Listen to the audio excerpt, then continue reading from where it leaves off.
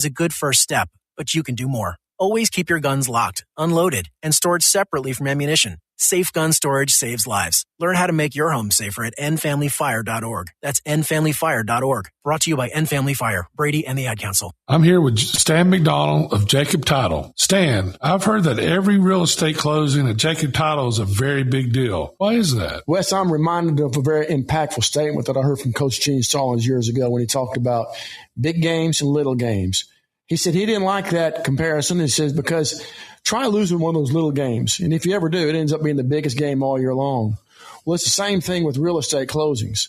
Every game, every closing is a very big deal at Jacob Title, because when it's your closing and your contract on the line, it's a very big deal. And we understand that at Jacob Title. So it sounds like whether your client is a first-time residential buyer or a multi-million-dollar investor, they can expect your A game. That's exactly right. As a matter of fact, when you bring your real estate closing to us at Jacob Title, we understand it's all about trust and confidence.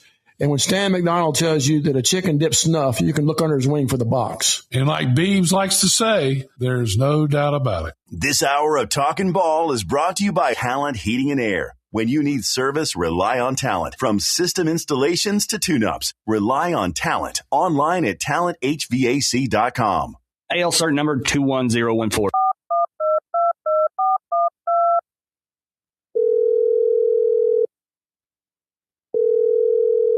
This is Thomas with Talent Heating and Air Conditioning. Thomas, I need you guys to light my flame sensor. Excuse me? Yeah, my gas valve's not flowing, buddy. What do y'all need over there? Oh, I need you to exchange my heat exchanger. You don't have to speak the love language of a furnace to call Talent Heating and Air Conditioning. We can come out and do a $49 tune-up, and you'll get savings off of that, and we'll be able to figure out what's going on with your system. Can you keep my flame lit this Valentine's Day? We can definitely keep your flame lit. Who do I gotta call? Call Talent at 256-503-4490. Come on, baby, light my fire. That was weird. It's Talent Heating and Air. They're live. They're local. Give them a call today.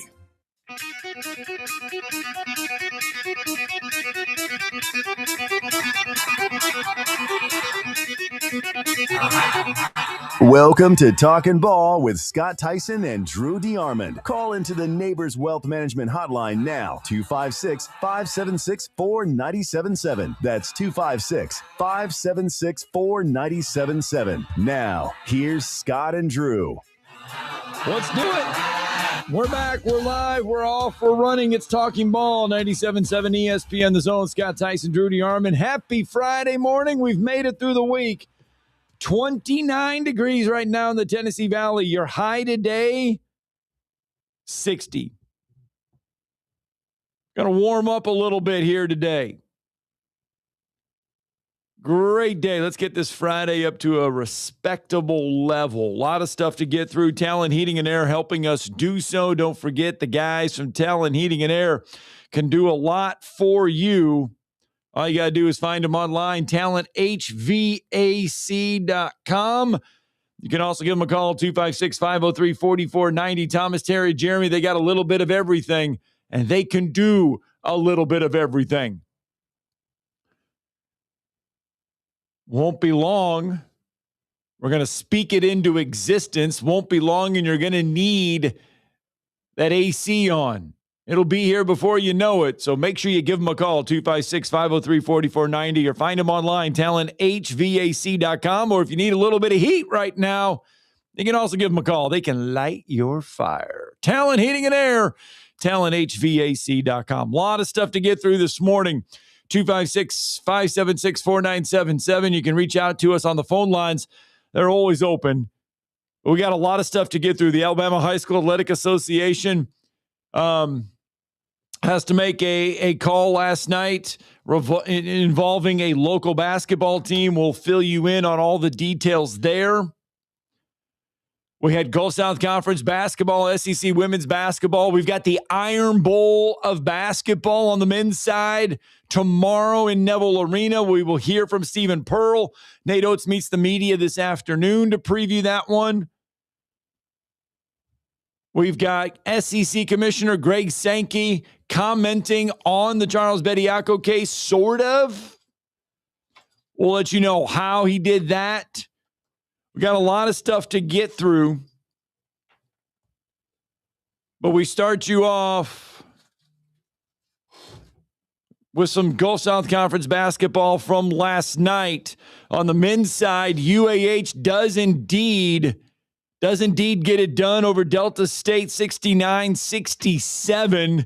They did so with Quentin Tolles not available last night. Bryce Mason not available last night. Griffin Cooper not available last night. Still found a way to get it done. Thomas Allard, 22 points, 8 rebounds. Matt Thurman, Preston Parker, both in double figures last night for the men. They get it done. On the women's side, GSC Player of the Year leading candidate Lily Wilkin, 83-45 winners over Delta State. How about this? UAH outscored Delta State in the second half last night, 49-17, to pull away for that basketball game. So congratulations, both of them winners, both of them back in action tomorrow, 2 o'clock, 4 o'clock, inside Sports Med Arena as they get ready to take on Mississippi College. That was Gulf South Conference. And then on the SEC side, Alabama would trail by 1 with 36 seconds left on the women's game. Deanna Collins, a layup with 36 seconds left. Alabama gets a 64-63 home win. That's 21st ranked Alabama knocking off 13th ranked Ole Miss 64-63, earns them their 20th win of the season. It's the third win over a ranked opponent this season for Alabama. They've accomplished the feat for the first time since the 1998-1999 season. Yeah, I mean, it was a heck of a win. Diana Collins been struggling a little bit offensively, but she came through with a big shot, big conversion, and then they got a big defensive stop with about 4 seconds to go. And they beat a ranked Ole Miss team that we had already heard. And they believe they played Vanderbilt the other day because they've been just racked with this winter storm over in Oxford. Yeah, they've had to play Auburn and Vanderbilt, both in Birmingham. Yeah, they've been in Birmingham for a minute. Yeah, they've been in our state. So tough loss for Ole Miss, but they're definitely headed to the tournament. Alabama's definitely headed to the tournament. Another 20-win season for Christy Curry. Remarkable things that she's done with that program. Look forward to featuring her again soon on the show. And then Ace Austin did a nice job off the bench. But Jessica Timmons continues to perform at a first or a second team all-SEC level for Alabama at the guard spot. She missed the entire season last year injured. So just great stuff, for Alabama, and a really good win for the ladies, especially after I know they really were disheartened at how they performed against LSU, but it was a great bounce back and a gritty, tough win, which is what Christy Curry's all about. And then shout out to UAH. I listened to the end of the game last night and a lot of the second half, and Garrison Sharp, son of Alan Sharp, he hasn't played a ton this year, but I mean, he logged nearly 24 minutes of game time last night. He only had 5 points, all 5 from the free throw line, but defensively he was in the right spot. If you were listening to the broadcast last night and Steve and Scott on the pregame, you knew that it was going to kind of be a mash unit. The UAH didn't have a lot of guys available, a shorter bench, and it's kind of ironic. Their season's kind of mirrored Alabama's. I was thinking about that at one point last night. You never know who's going to be available. You never know who's going to be in the rotation because you don't know, about the injury situation, health situation, flu, all that kind of good stuff. But they stepped up last night. Now, early it was not pretty. I was listening to Steve in the first half too. I think it was 24-14 at one time, and there was a timeout by the smooth operator. And he said, basically, are you scared? No, he did. He asked them, are you scared offensively? Yeah, because they just seemed hesitant. But by halftime, they had a 1 point lead, and I thought that was a good sign that they had rallied and got the lead. And then late in the game, I thought Matt Thurman hit a huge three to kind of give them only some had 3 as a team. 3 as a whole team. As a whole team. And we know how many the okra, that's what they are. And I had okra to eat yesterday. Did you really? Was it good? Did you have red snapper too, or snapper's throat or whatever? No throats. Throats? I had the fried, snapper almondine, which is kind of the fillet. Okay. It was really good. And we had the usual. We had turnip greens. I tried to order fried eggplant, but they were out. So we ended up with fried okra. And then the dessert for me always is candied yams. Really good. It's like, for me, they just taste like the filling of pumpkin pie. So good for me. And it's kind of the same thing. I mean, so it was really good food over there, man. And had some good stuff and just really looking forward to tonight. I'm decked out in this Hawaiian shirt. We got a Hawaiian theme at Huntsville High tonight for the last regular season game and against Prattville. Come out, watch these kids at 6. Look like you're headed to look like you're headed down to South Beach. Yeah, we wore these. It was good karma over in Orange Beach for the championship game when we were able to beat Chris Latch's really good squad to win the surfboard for the second time. So we'll be doing that tonight, no doubt, and looking forward to that and looking forward to some good basketball. And then that'll be a big game this weekend for UAH because it's a short turnaround. Yep. And that was a tough game at Mississippi College. So that'll be a tough matchup. 2:00, 4:00 tomorrow. So if anybody has anything they want to not do tomorrow and just mail it in, come over to the SportsMed Arena, 2:00, 4:00, women's game, men's game, 2:00, 4:00. I know Alan Sharp was watching intently with his son playing last night quite a bit, but they got a good win and bounced back. Now they've stacked 2 in a row.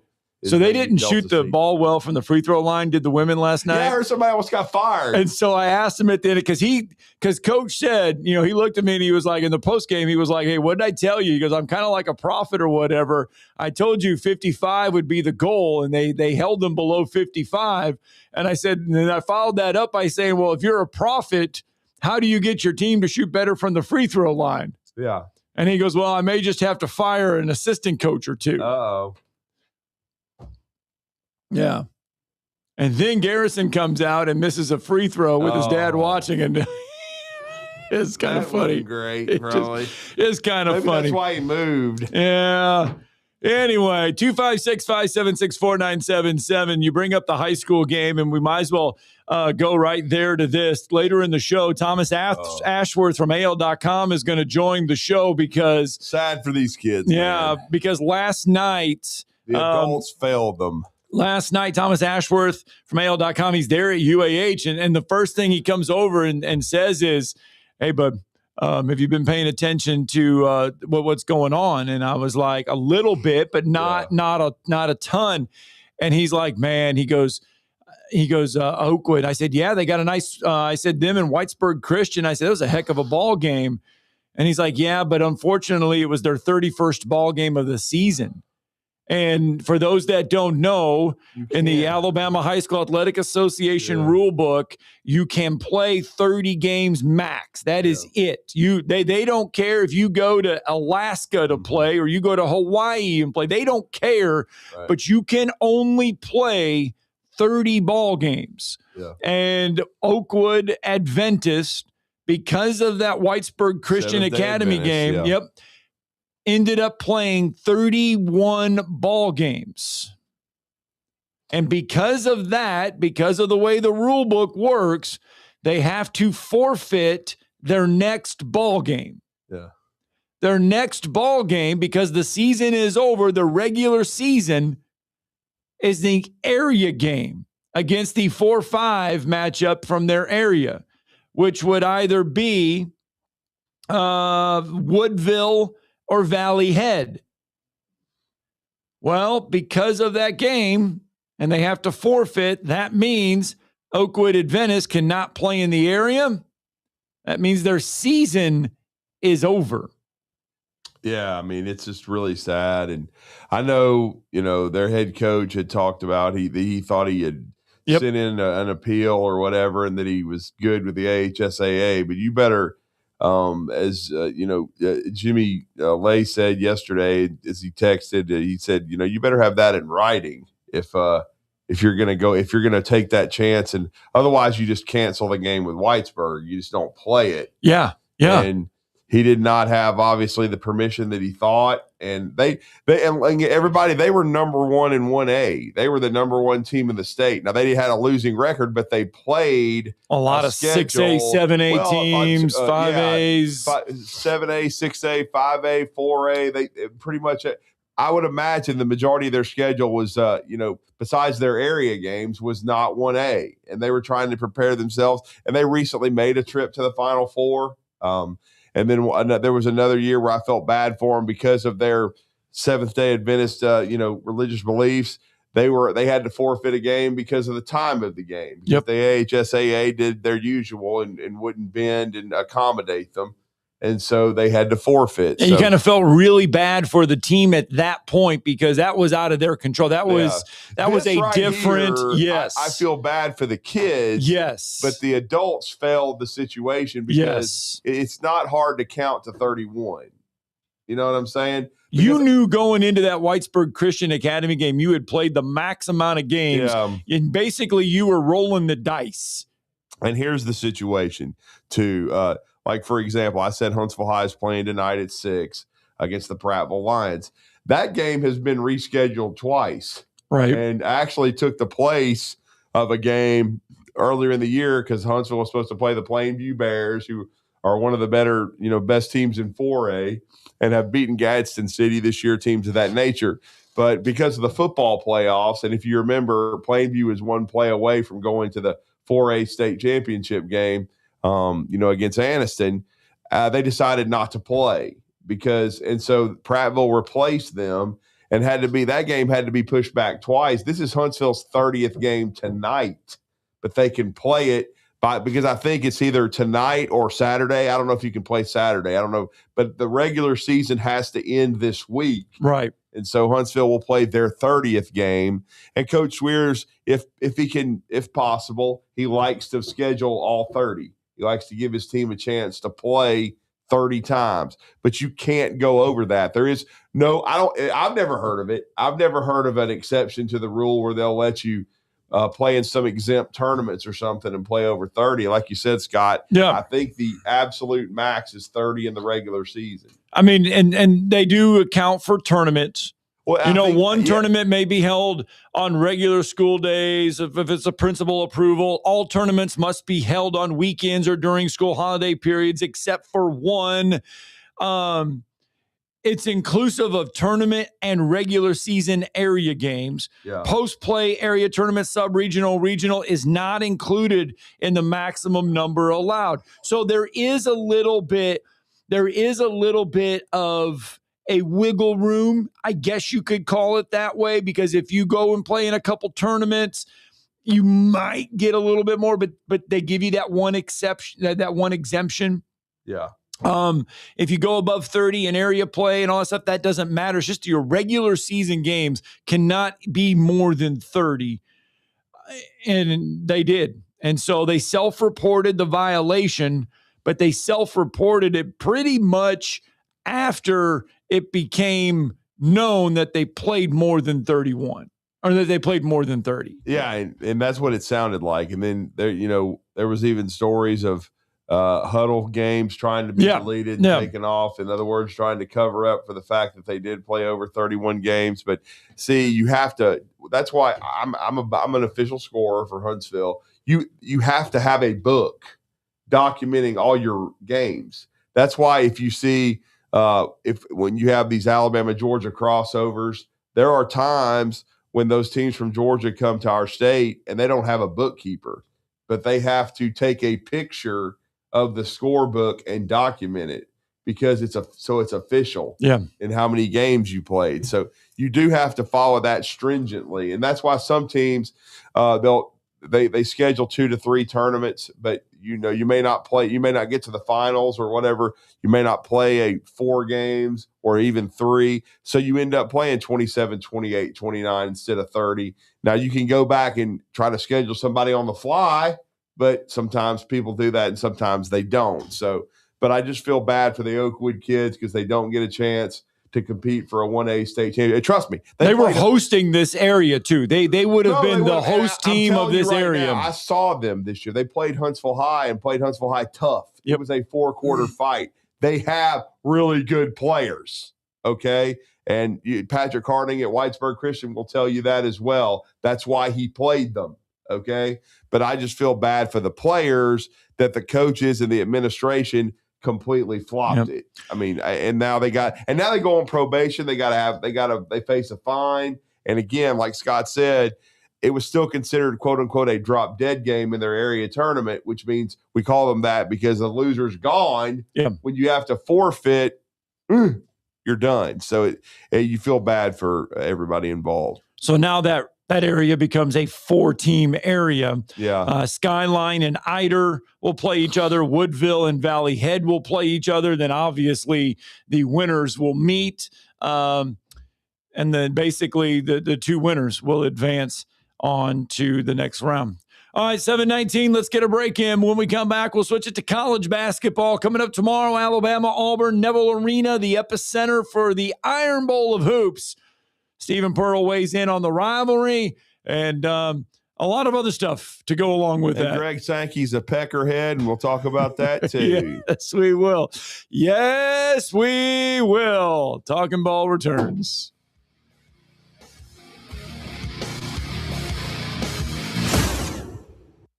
You're listening to Talkin Ball on 97.7 ESPN, The Zone.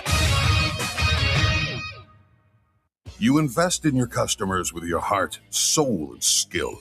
Well, it's time to invest in yourself with the next generation CAT 255 compact track loaders from Thompson Tractor. After all, those who give their best deserve the best. And this machine has it all. With features that include a more powerful engine, tri-axle truck loading capabilities, a spacious cab, and a smooth ride for all-day comfort. Thompson Tractor knows how much value you place on your customer satisfaction. It's how you build your business. It's also how we build ours. Since 1957, hardworking folks like you have counted on Thompson to provide the absolute best lineup of equipment in the industry, all backed by a customer service and product support team that time and again have proven to be second to none.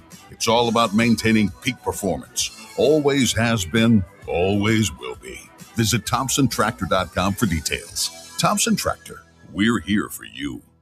Hey folks, Arthur Seed, managing partner at University Kia, letting you know we are proud supporters of Alabama and Auburn football. Swing by University Kia today and check out our huge selections of brand new Kias, including the spacious Telluride 8-passenger SUV, the slick new K5, the sporty Kia Seltos. We've got perfect cars for every lifestyle and budget. Visit universitykia.com to view all our amazing offers and get pre-approved amenities, because we want to see you in a Kia. Roll Tide, War Eagle.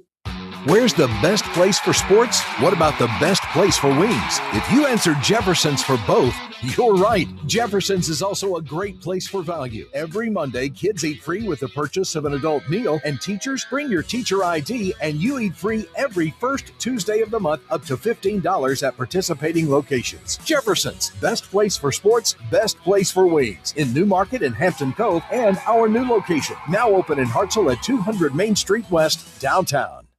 Since 1983, Berkshire Hathaway Rise Real Estate's Ann Adams has been your local go-to real estate expert in the area. As a buyer, you can trust Ann's in-depth knowledge of the local housing market to narrow available properties down to those you'll be interested in, saving you time when shopping for a new home. When you're ready to sell, Ann's expert negotiation skills will ensure you get a fair price and hassle-free experience. Call Ann Adams today at 256-337-2625 or email annadamsrise@gmail.com.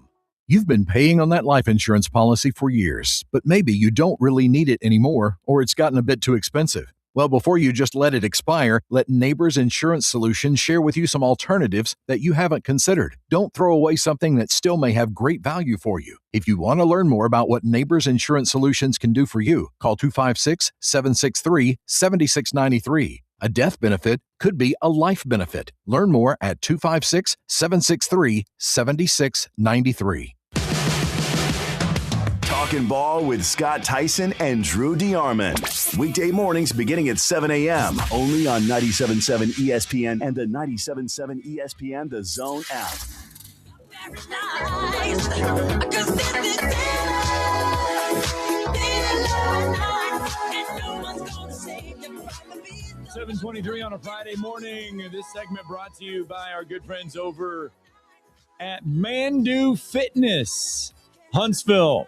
Why is it safe? Well, Mandu Fitness is a boutique fitness studio concept. It's the first FDA-cleared electrical muscle stimulation training program. Is this what you went and tried the other day? This is what I am doing now. It's a 15-minute trainer-guided workout that's connected to a whole-body EMS suit.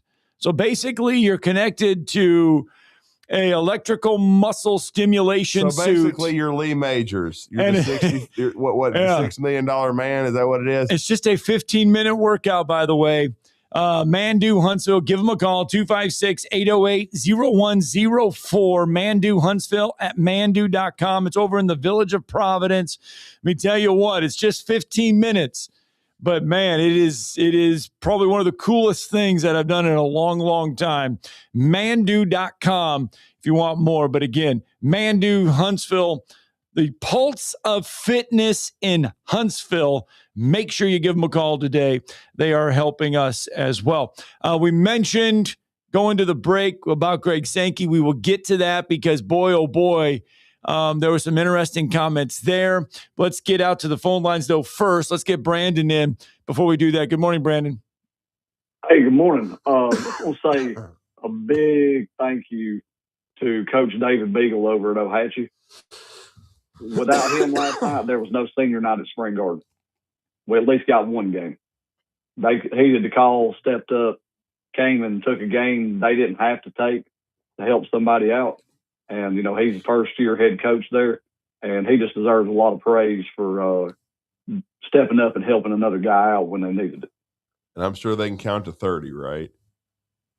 Apparently so, because that was the topic of conversation before the game. And I'll be honest with you, I think that's harsh, and it's also, there's a lot of fighting going on right now with people talking about Skyline and moving the game to we're going to talk to Thomas about that. Yeah, I trust me, Cody Myers, one of our listeners, he sent me the whole diatribe, and it's controversial. It really, to be honest, I'm going to let Thomas talk about it because he's written about it and he's for theal.com, and I want him to educate everyone.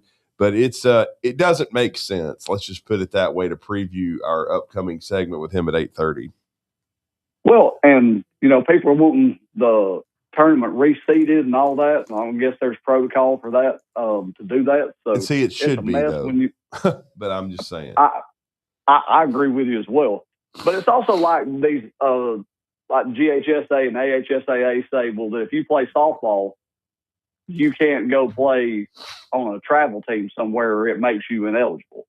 Yeah. I mean, to me, what you do on your own time should be on your own business, but they don't do that. So I just wanted to say thank you to him because, man, you don't get people to step up and help you out like that a lot, but they came to the rescue, and a lot of respect to those dudes for doing what they did at the last minute and scrambling and putting something together to come that far in just a few days. So, and boy, we like fist fights to win Alabama games, don't we? Yeah. Last second buzzer beaters. That was a heck of a last minute or so. That was a huge win for Alabama because Ole Miss is good. I mean, they're ranked in the top 20, and if you're Christy Curry, this is the last third of the season. To me, when you look at their schedule upcoming, there's some tough ones, and I think the two toughest are Texas and South Carolina at home. But then you've got a couple of opportunities if you want to be a top 4 seed. And you want to host the first 2 rounds, which is the next step for her program, you need to win. You need to beat Oklahoma at home, and you need to beat Vanderbilt on the road because Vanderbilt's a top 5 team. Yeah. I felt like we were going to have trouble with Texas and South Carolina, but I was hoping we were going to beat Tennessee. But, we got our brains kicked out by LSU Saturday, but Texas returned the favor for us. Yeah. So last year, she had her first team that went as far as it did with single-digit losses, and that's the first time that's happened since, I guess, Bill Clinton's Rick Moody. Yeah. So, I mean, you're talking a long time, and she may end up another single-digit loss season and could make first, second round of the tournament, could host 2 games at home. So to me, do we have the right coach? Absolutely. Absolutely. After what she lost last year and what she's doing this year with this team, fantastic job by her and her husband. I mean, they are just steady in this program and getting it to a level of steady where the level of performance that we're seeing is what's going to be the expectation from now on. Yeah, Christy and Kelly Curry. He's talking about her husband, who's basically her associate head coach. And this is their schedule going forward. They have to win this game on the road Sunday. They're going to Aggieland to play an A&M team, and Joni Crenshaw, an Alabama alum, who used to be the head coach at Georgia. They have to win that game. They cannot drop that to A&M. And then going forward, they will be off on this Thursday, so they'll get a full week to prepare for their Sunday matchup. That Sunday matchup will be a huge one. It will be the Oklahoma Sooners the day after Valentine's Day, and it will be a 3 o'clock tip, SEC Network at home against the 11th-ranked Sooners, who played Texas tough the other day. And then going forward, the Alabama will have some tough games as well. We already kind of mentioned it. South Carolina will be on the 19th of February at home. Certainly a huge opportunity, but you have to understand the level of South Carolina. That's going to be a very difficult game. Then they have a must-win at Florida on Sunday, February 22nd, because Florida is a pretty good basketball team, but not an elite team. If you want to host, you got to win that. And then then the game I was referencing, February 26th, they are at Vanderbilt. That will be a huge opportunity. Vanderbilt, a top 10 team right now. And then we know Alabama ends the regular season at home against Texas. So if they can have a good run toward the end of the regular season, if they can get to 23, 24 wins, then they've got a really good shot at hosting the first 2 rounds. And then I can take it off my bucket list and cover the women's NCAA tournament first 2 rounds. I've already covered the men's. Yep. Well, Drew, dip out okra and some mayo, roll Tide. Oh, thanks. Hell no. There ain't no way. What kind of sauce did they have for the okra? Did they have a sauce for it? I used cocktail sauce. They had cocktail sauce and tartar sauce. I like white tartar sauce. Tartar sauce is made with mayonnaise. Well, sort of, but it doesn't taste that way. Okay. It's got capers and all that other crap. I know, but its base is mayonnaise. Mayonnaise by itself stinks. Let's get a break in. I know your feelings on Greg Sankey right now, and he too stinks. He can put mayonnaise in his coffee. We'll fill you in as to why Drew is unhappy with Greg Sankey coming up next.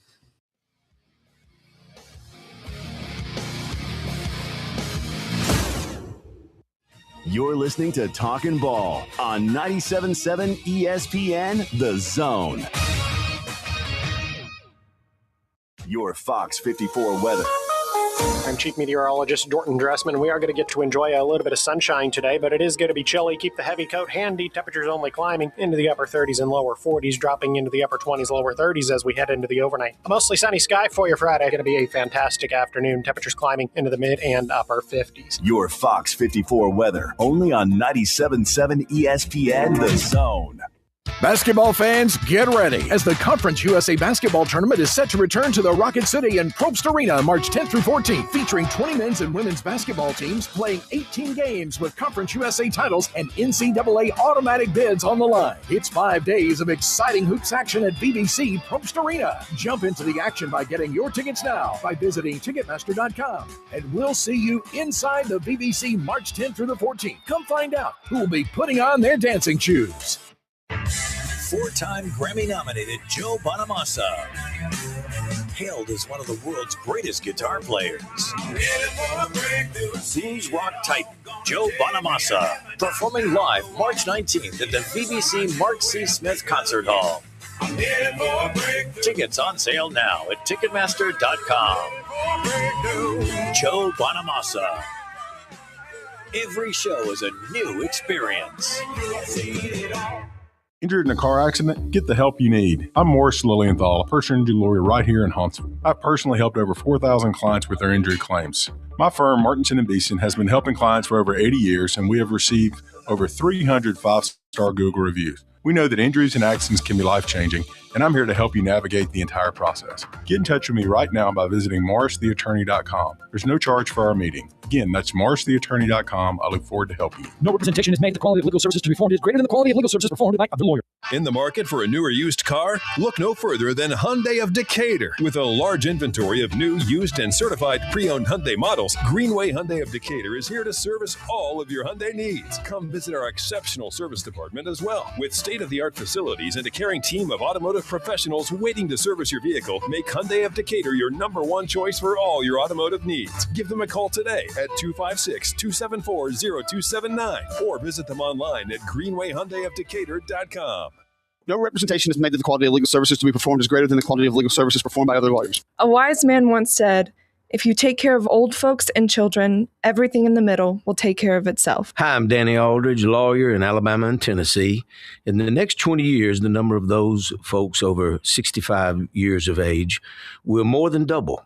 In our golden years, the most important goal is to be treated with dignity and have control over doing what makes you grateful with those you love. At the Aldridge Law Firm and the Legal Town Center, we're dedicated to help you with these goals, and we'll be there when life throws you those inevitable curveballs.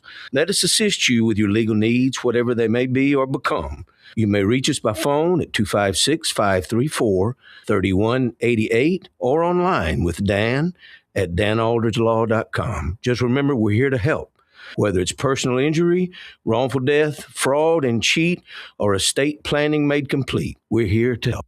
This will turn journalism on its ear. Watch our stream on WZZN TV on Twitch and YouTube. But you are the greatest hero in American history. We are 97.7 ESPN, The Zone.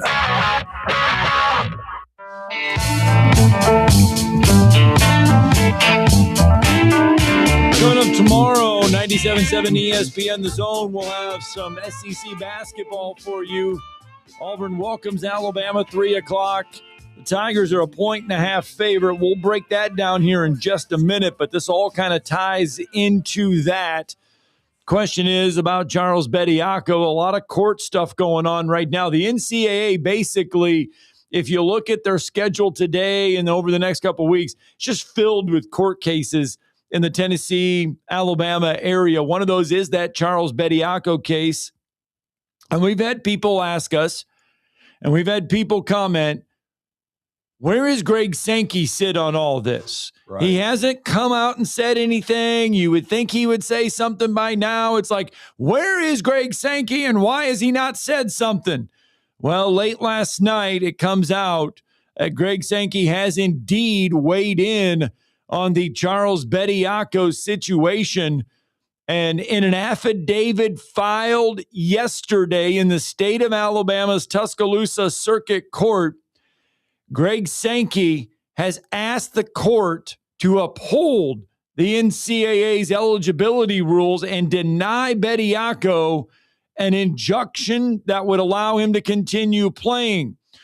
Quote, I respectfully ask the court to uphold the NCAA eligibility rules challenged in this case, which are essential to the integrity of college sports, to the educational mission they serve, and to the opportunities they provide for current and future student athletes, end quote. All I got to say is, Charles is also going to class and trying to finish his degree. So is that not an educational mission? And the only reason this is even a story is because Bediako signed a two-way contract but never appeared in an NBA game. You got pros. Bucky McMillan had one the other day in Dominguez, who is 23 years old or whatnot, who's a sophomore who's been playing overseas. How is that any different? You got pros all over college basketball that have been overseas. You've got some G League guys that are playing at places like Louisville. We've already talked about the Baylor situation. Why all of a sudden is this prick, and that's what he's being right now, chiming in like this? I've complimented Sankey on the way he handled COVID, right, the way he kept the college football season afloat 5-6 years ago. But I'm going to be honest with you, lately he's had his head up his ass. What is he supposed to say in this, though? But I think he's supposed to keep his mouth shut and support his conference, okay? Look, man, because the Alabama's far from the only team that has done this, all right? And he's singling out Alabama. It makes me wonder now if this was Kentucky and they're trying to make the NCAA tournament, and they're a blue blood, what's he going to do? Is he going to sign that same affidavit? I don't know. I mean, I like I said, I think he should have just continued. And see, that's what he did, I thought, correctly during the COVID deal. He just sat back and let everything play out and then played his cards. Right. I thought he should have just kept doing that this time as well, instead of singling out Alabama and trying to, get Bediako ineligible. I mean, come on, man. I mean, support your league. What are you doing? You're the reason the SEC had and I'll give him another kudos. He helped improve college basketball exponentially and the SEC brand. Yes, and he did. It paid off last year with the best year ever. But now he's trying to hurt his conference by doing this and then hiding behind, it's unethical, and you got to support the kids' educational mission and blah, blah, blah, blah, blah. I mean, give me a break. I mean, this kid not going to class, I mean, he made a bad decision about 2.5 years ago. He shouldn't have gone pro. But again, Alabama's far from the only team that's trying to exploit this situation. Well, I'll say this, that he better not let Kentucky sign Dink Pate out of the G League. You better invalidate that, you SOB. That's what I'd tell him. Go to a U2 concert and get your head out of your butt. Because he seems to love music, so do we. But that's what I'm saying. Don't be a sanctimonious prick and a two-faced, gator-faced opportunist. Because if you let Dink Pate come and play for Kentucky, that's exactly what you are. One of Bediako's attorneys responded by saying, quote, Greg Sankey's emphasis on the need for consistent application of eligibility rules to avoid disruption in college sports is contradicted by the NCAA's own recent practices. Yeah. End quote. I totally agree. No doubt. I completely agree with, I think it's being hypocritical. I really do. Let's go on to the phone lines real fast. 256-576-4977. No doubt it'll spark some conversation. Bama Big Rick with us this morning. Good morning, sir. Good morning. Good morning. Yeah, Drew, I like what you said today about Sankey. This is unbelievable. Now I'm going to go back to football. That's how he allowed the Big Ten to punk us with this schedule, the 9-game schedule about money. He allowed Notre Dame to just run rampant to get into the damn playoffs. SEC has power. You know what I mean? I know the play at Bama, we know the situation. He shouldn't have said anything. But this is just indicative of what has been going on in football. He's been a lot. Stand up for that shit. Oh, I'm sorry. Well, Scott, whoops! I said it the other day. Had a slip this week too. I guess we didn't get the dump button on that one. Everybody thinks I'm going to be the guy, but yeah. No, stand up for that stuff. Let me tell you this stuff. I sit here and argue with these Indiana pricks daily, virtually. And go look at their schedule. I mean, there should be some parameters to where, they have to at least play some top, Power Fours or whatever that league is. You playing Howard. And then I listen to Signetti talking about the team out of Texas. Well, they were 12-2 last year. Then he talked about this other school they were 10-2. They're little bitty schools. You know what I mean? Like, that's some big thing in Howard University. Come on, man. Sankey needs to stand up, get off this high horse, represent the SEC, or be quiet. Simple as that. I'm out. Thanks. And then he should be trying to fix the playoff, which he's, like I said yesterday, he's with Tony Petitti in a pissing contest. Yeah, they've drawn a line in the sand. One wants one. Like I said, I love you, I hate you. I love you, I hate you. I love you, I hate you. That's what they're doing. And then he needs to be trying to get everybody in a room like a Mac Brown or a Nick Saban and try to put the guardrails up to fix this instead of trying to just do this one little minor thing and be like, well, see, this is what I'm for. But I'm going to block Charles Bediako. So I'm not biased toward my own league. Fix it! Instead of blocking this, fix the bigger issue. which is put guardrails up, fix NIL, fix the portal, fix the calendar, hire Josh Pate as your lieutenant, and get this fixed. Let's get Robert in real fast this morning. Good morning, Robert. Drew, man. Oh, man, you are on fire, brother. What's up? Yeah, tell me, I've got sort of a different take on this, but tell me, what do you think, legality aside, forget all that, I'm talking about just for the team, what do you think Bediako brings? A lot, a little, medium? I think medium. I think you just hit it. I think you just hit it, Robert. Medium. I think he could help them win a game in the NCAA tournament. I had a speaking engagement in Bessemer yesterday at the Bright's Heart legendary restaurant, and I told the people there I was honest because they wanted me to speak on Alabama basketball. I think he can be a difference maker to a point, but I think he's a good, not great player. I think he could be the difference, Robert, in them making a Sweet 16 appearance. But after that, I don't think this Alabama team is a Final Four team right now. Could it change? Could things lock in all of a sudden? And then you don't know about the draw. Could the bracket open up? Yeah, but I'm just being a realist. Watching the team play, because he hasn't made that big a difference on him defensively. I'm sure you watched the A&M game, and I know you were on Bama on that game. I was not. I told Scott. Scott asked me, what should the point spread be? I said 4, and I almost hit it on the head. It was 7.5. Yeah, because it was 7.5, 8.5. Yeah. I just didn't believe in Alabama defensively, and I still don't.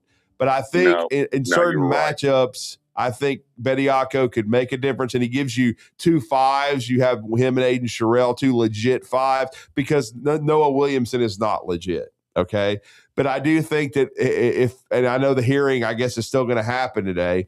I think if he gets the go ahead to play the rest of the year, I think he could help them potentially make a Sweet 16. But I think there is a ceiling on the team, and so I think of what you just said, I would say medium. Gotcha, and that's a great take. So, having been on the other end, I'm sort of surprised. Again, legality aside, eligibility aside, team chemistry.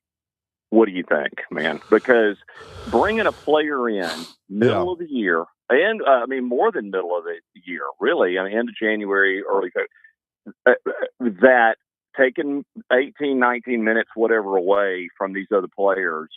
I know even bringing a transfer in at the beginning of the year, preseason would cause a little bit of disruption. Now, I'm just like, I can't sort of believe Oates would. Even though the guy, physically, whatever, experience, whatever, but man, team chemistry wise, how is that going to work out? Right?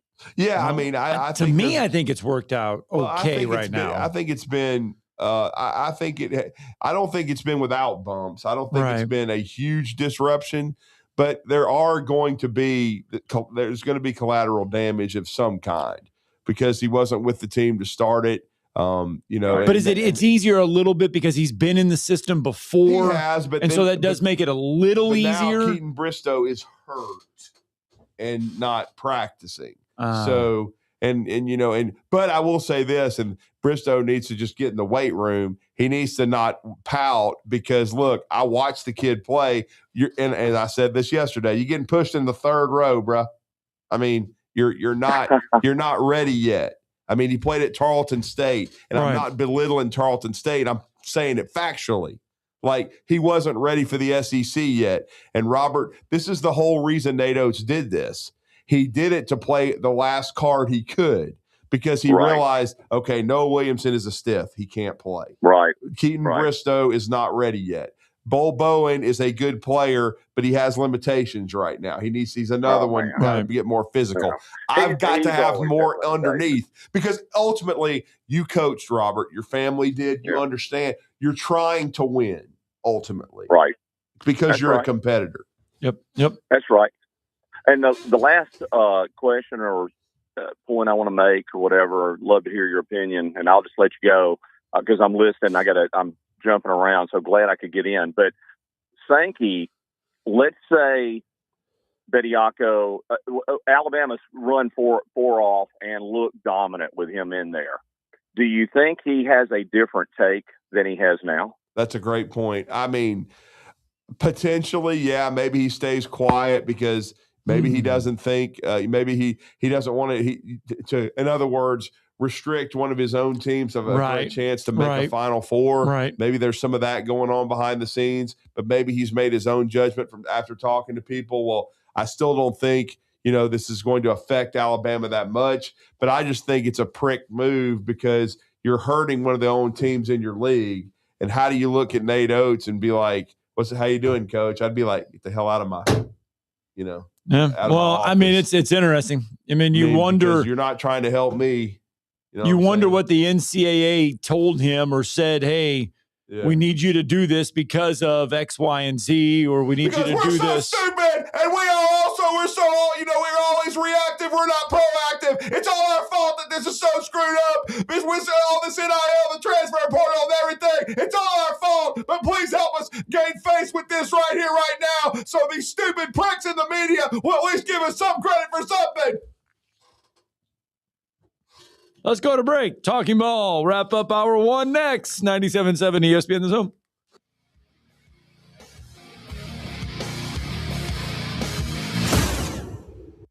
You're listening to Talkin Ball on 97.7 ESPN The Zone. The crimson and white jerseys. Front court to the rack and the play. The sound of a buzzer beater. Got it to go as the buzzer sounds. The Roll Tide chant from the crowd. It can only be Alabama basketball. Join the Alabama Crimson Tide right here on your home for Alabama basketball. Listen to Alabama basketball all season long on 97.7 ESPN The Zone. Normally, when you call a roofing company, all you hear is, you need a new roof. Not when you call Fleming Roofing and Restoration. Since 1965, the folks at Fleming have been focused on what you need, whether it's an easy repair or a full roof replacement, commercial or residential. And when it comes to storm damage, you want Fleming on your side. They know all the ins and outs of insurance claims and will guide you through the entire process. Log on FlemingHSV.com and book your free estimate today. Fleming Roofing and Restoration. We show up. By now, you know about Eagle Masonry and Insulation, and maybe you know that Eagle also does landscaping and dirt work. But how about after paint work? Shower doors, shelving, and mirrors, all taken care of by Eagle, the same Eagle that takes care of all your masonry, insulation, and landscaping needs. Eagle brings the same level of expertise to all these disciplines, and they're ready to provide you with a free quote. The website is the same, insulatewitheagle.com, as is the phone number, 256-755-1556. Give them a call and see what Eagle can do for you. Eagle saves you time. Eagle saves you money. Specializing in simple and affordable rentals, McCurry Van and Car Rental can make sure you have just the right vehicle for your next family vacation, weekend getaway, or if you just need transportation while your vehicle is being repaired. McCurry carries Ford Transit vans and Mercedes Sprinter vans, trucks and work vans, and more. And they offer discounted rental rates for long-term rentals. Now with 4 locations: Athens, Muscle Shoals, Coleman, and Huntsville. Log on McCurryRentals.com to make your reservation now. That's McCurryRentals.com. You can now do more without it costing you more. Alabama's attractions have come together to offer the all-in-one ticket that downloads to your mobile device. No matter how many attractions listed on the ticket you see during the time span you bought, your price stays the same. Pick the right ticket option that best fits your schedule, and then enjoy more attractions without spending more. All-in-one tickets for different areas of Alabama are available at alabama.travel and other places where online tickets are sold. Brought to you by Alabama Tourism Department, the ABA, and this station. Hey, brother. Saw you called. John, I've been thinking about our days during the war, and I'm on my way. Thanks, man. If you are a veteran struggling with depression, anxiety, or need someone to talk to, call 800-273-8255. Press 1. It's private and free 24/7. Call 800-273-8255 or visit vetsforhope.com. Sponsored by the Partners of Alabama's Challenge and the Alabama Broadcasters Association. This segment of Talkin Ball is brought to you by University Kia, the #1 volume Kia dealer in the state of Alabama. Located online at universitykia.com. Any way you want it, just the way you need it. Any way you want it. Any way you want it. Love Journey. Gosh. Oh, yeah. It just makes you feel good when you get to hear that. Look, it just man, kind of brings you back down a little bit, cools the jets. Growing up in the 80s, man, and the first time you hear him belt it out, you never forget who the hell Steve Perry is. I'm just telling you. Well, and then you had your middle school dances. I mean, Faithfully probably was played in, I don't know. Every middle school had, at least in my time, you heard Faithfully. Let's get a phone call in before the hour break. Richard is with us. Morning, Richard. I won't call you a prick, morning, Richard. I promise. Hey. I don't want to upset Karen. No, one thing about the team chemistry, there isn't any, and I don't mean that negative on the team or OU. You've had, 13, 14 different starting lineups, and yeah. I guess Williamson and maybe Mallett are but the only two that have been there. And every game didn't play the other day that have been available every game. Yeah, pretty much, yeah. Yeah, so it's not like last year where Cliff started at center, Nelson, at power forward, and then once he got healthy, I guess like Youngblood at 3. And Sears and Phylon in the back court. And then Holloway was your first sub. And Sherrill. You kind of had a standard lineup in there. So it's not. It's one thing in a perfect world, yes, but it's not a perfect world. So. But it can affect you a little bit though, because you're bringing you have a guy that was not there in training camp. Yeah. He did not go through all of the stuff to be there with all the guys, the bonding stuff, the off the court stuff. That stuff can be affected if you bring somebody in at midterm. Well, one thing nowadays is unlike 10 years ago, you wanted playing time to get to the NBA. Now everybody's being paid, so you're being paid the same. Hell, and there's players staying in just to get paid. Yeah. Because they're fringe guys. You know what I'm saying? So, yeah. And what's your take on it? I thought it was I just really thought it was a low rent move by Sankey. I know he's trying to gain political favor, but I thought it was trash. It's the draft.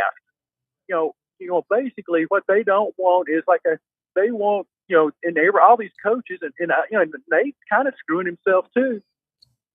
They don't want you to be able to go in and out of the draft. Right. Now, because basically you got leverage. Now, you come back to school and you got other schools going after you. Now you can have one more. You can have the NBA offering you money along with Michigan and Indiana. So, because one thing is these schools, their rosters are locked in because, the portal's changed. Yeah. Basically by June 1, when summer school starts, your roster in college basketball. Yeah. Well, so you can't pull back. You can't pull back out of the draft. But if you can go through the draft like Charles did, you won't know your roster till the draft's July. I understand, but here's my point, though. I think Sankey should have just let this play out. Hopefully, Charles play till the end and then get it changed. Don't try to screw one of your own schools, but down the stretch of them trying to make a run to the NCAA tournament. And I'm sick and tired of some of these media people still trying to say, well, they should have to forfeit. Shut up. Richard, thanks for the phone call as well. See you guys later. We are up against the hour break here. Hour 1, believe it or not, is done. We've got 2 more to go. So if you didn't get in hour 1, we'll get you in hour 2 as well, because Thomas Ashworth does not join us till 8:30. So we're going to kick off hour number 2 coming up next. 256-576-4977.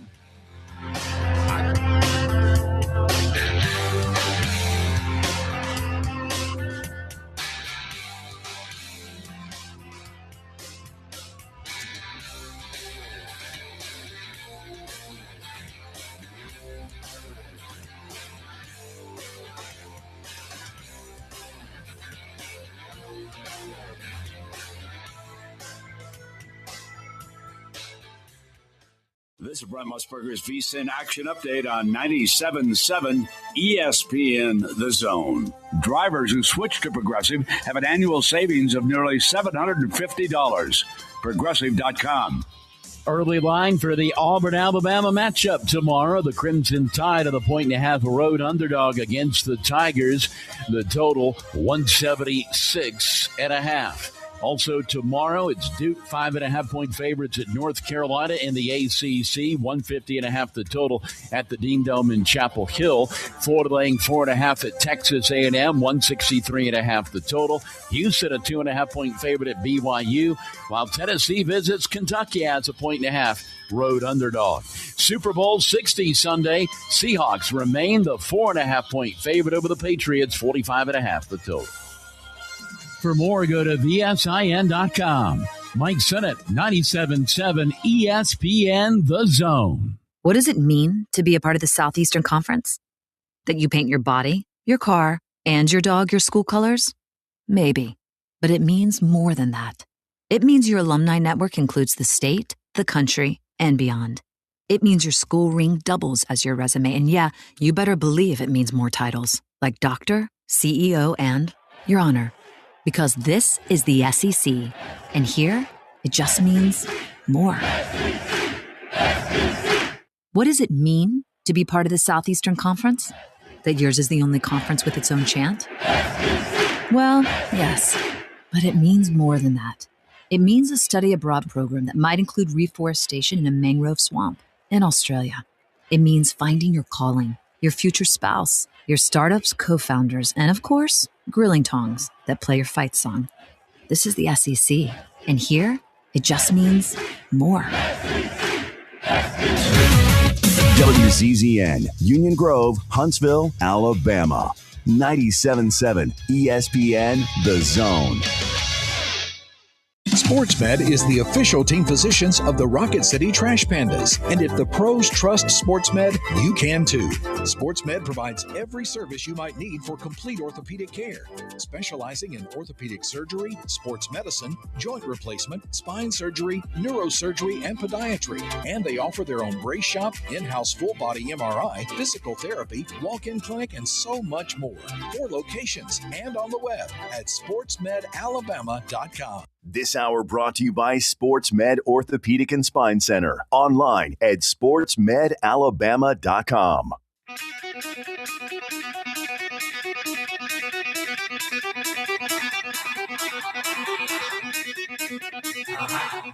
Welcome to Talkin Ball with Scott Tyson and Drew DeArmond. Call into the Neighbors Wealth Management Hotline now, 256-576-4977. That's 256-576-4977. Now, here's Scott and Drew. Welcome back, Talkin Ball, 97.7 ESPN The Zone. And we've got a lot of conversation going on. A lot of it has to do with Greg Sankey for the first time since all of this Charles Bediako court case situation, playing eligibility stuff happened, has weighed in with an affidavit. He has weighed in with an affidavit telling the courts that they need to uphold the NCAA rules and rule Charles Bediako ineligible. That is the biggest news coming out of yesterday. 256-576-4977. That's the number to the phone lines. Let's go out there to kick off hour 2. Wolverine Dan with us this morning. Good morning, sir. Morning. Okay, gentlemen. Well, let's, of course, your Botafuco discussion that goes on and everything, but that's going to happen more often. I mean, it is what it is, guys. It's sports talk, and you can talk about it. That's great, and it's something that you can talk about.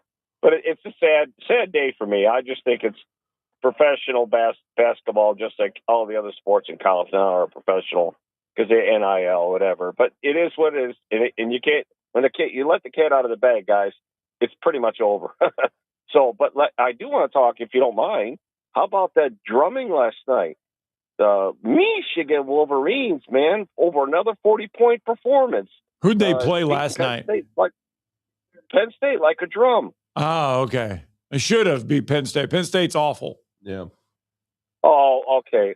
All right. No. Penn State's not very good. Penn State hasn't been. Penn State is. No, but all right. Can I ask you a question? Is Gonzaga bad? No, but they got upset. They got upset the other night. Portland beat them. The Portland Pilots. Yeah. I mean, which is not a good loss for them. I mean, they're still a good team, and they're gonna. I think they're gonna win the, win their league once again. But yeah, I mean, it's the West Coast Conference. Let's and I'm gonna do this with Tom. Let's just end this conversation. I mean, let's say end it. Let's end this competitive controversy with SEC teams. I'll willing to play any SEC team, my Michigan Wolverines, and I tell you what, I'd say probably a pretty good percentage that they're going to win every time they play an SEC team. In football or basketball?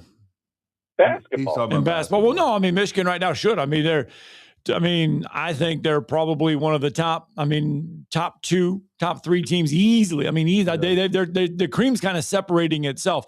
Arizona's there, Michigan is there. I mean, I think they're one of the top 2 or 3 teams in college basketball. Period. Right now, they are, and I think they've kind of separated themselves. Okay. Well, I mean, Tom always says that they might not meet, and I said, well, if they're going to get in the NCAA playoffs, if they keep winning, there's a possibility we are going to meet them then, or Alabama, I should say. Well, yeah, and then I think for Michigan now it's fighting for a number 1 overall seed. They're trying to be one of the top 4 seeds. I think no doubt they'll be a top 4 seed at this point. Question is, will they be the overall number 1 seed? Yeah, I think their floor is a 2, their ceiling is a 1. And they could be the number 1 overall, or they might be 2 or 3. We will see. But they certainly are one of the best teams in the country. When does that start? When does the NCAA playoff start? Oh, you got a little bit of time yet. Yeah, you got a little bit of time. That's going to be in around mid March. Dan, you're good. And in my closing, I think when it comes to the Super Bowl, halftime performance, I'm definitely I'll have it off before. I don't want to see it. And, how come what gets me is you get like Green Day in the beginning of the game, pregame, and then you got Bad Bunny. And these people hate the country of, our country, our beautiful country we live in, and very fortunate to be born in this country. And these guys just butcher our country, and they could care less about us and they hate us. Yeah. Why do they keep having these guys perform on the Super Bowl when they know they're USA haters? Don't know. It's all about the money. Because they make about as good of decisions as Greg Sankey right now. And it's all about the money. Okay. Well, have a great weekend, guys. Enjoy your Super Bowl. Yeah, no, I mean, I think for Bad Bunny being there for the NFL, I mean, you're getting a guy that has won I think he just won 4 Grammys in the last 72 hours or 48 hour a week ago. Bad Rabbit. Yeah, and it's all about the money. Last year, that's embarrassing for the music industry that this idiot's is winning Grammys. Yeah, I think last year Kendrick Lamar, when he did the Super Bowl, 175 million views or something like that, just for him being on the Super Bowl. It's all about money. It's all that's what it comes down to. And the NFL can cash in big, and they will cash in big regardless of whether I watch it or you don't watch it or whatever. They're still going to cash in big, and it's all about the money. Let's go out to the phone. Let's stay out there. Roland from Gunnersville is with us. Good morning, Roland. What up, Roland?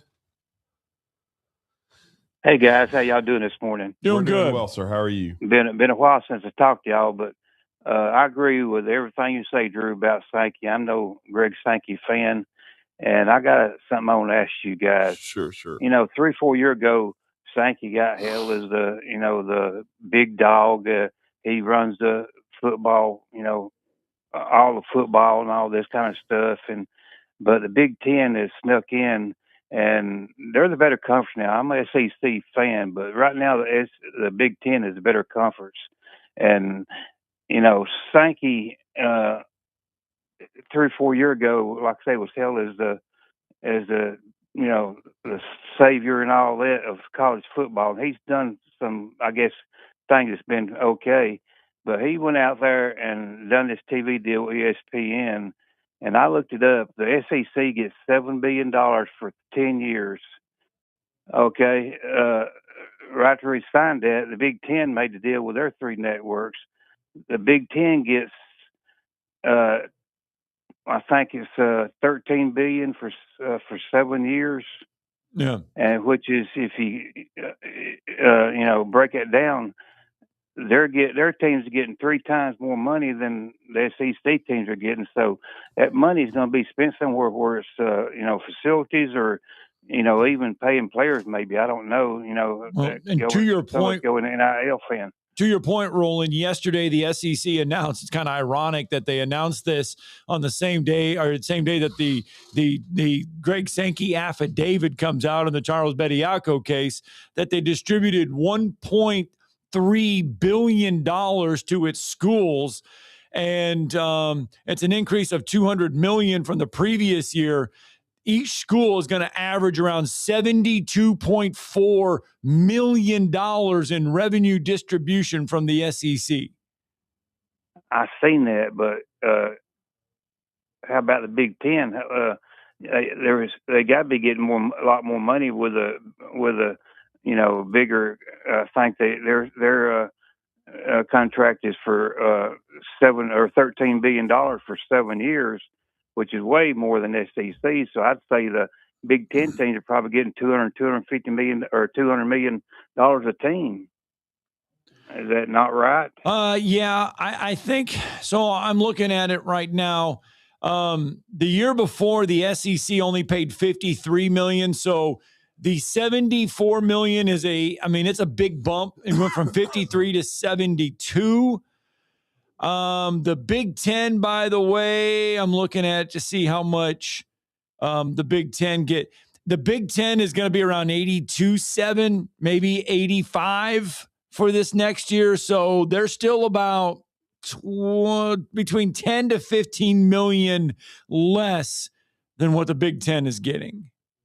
Well, that's it's a lot of money. Some of that could go in, like I say, NIL facilities and all that, and that's going to help keep the Big Ten, them building their facilities and all that, attract better players and all that. So SEC needs to get off, get going, and find a way to get around some of that stuff, I think.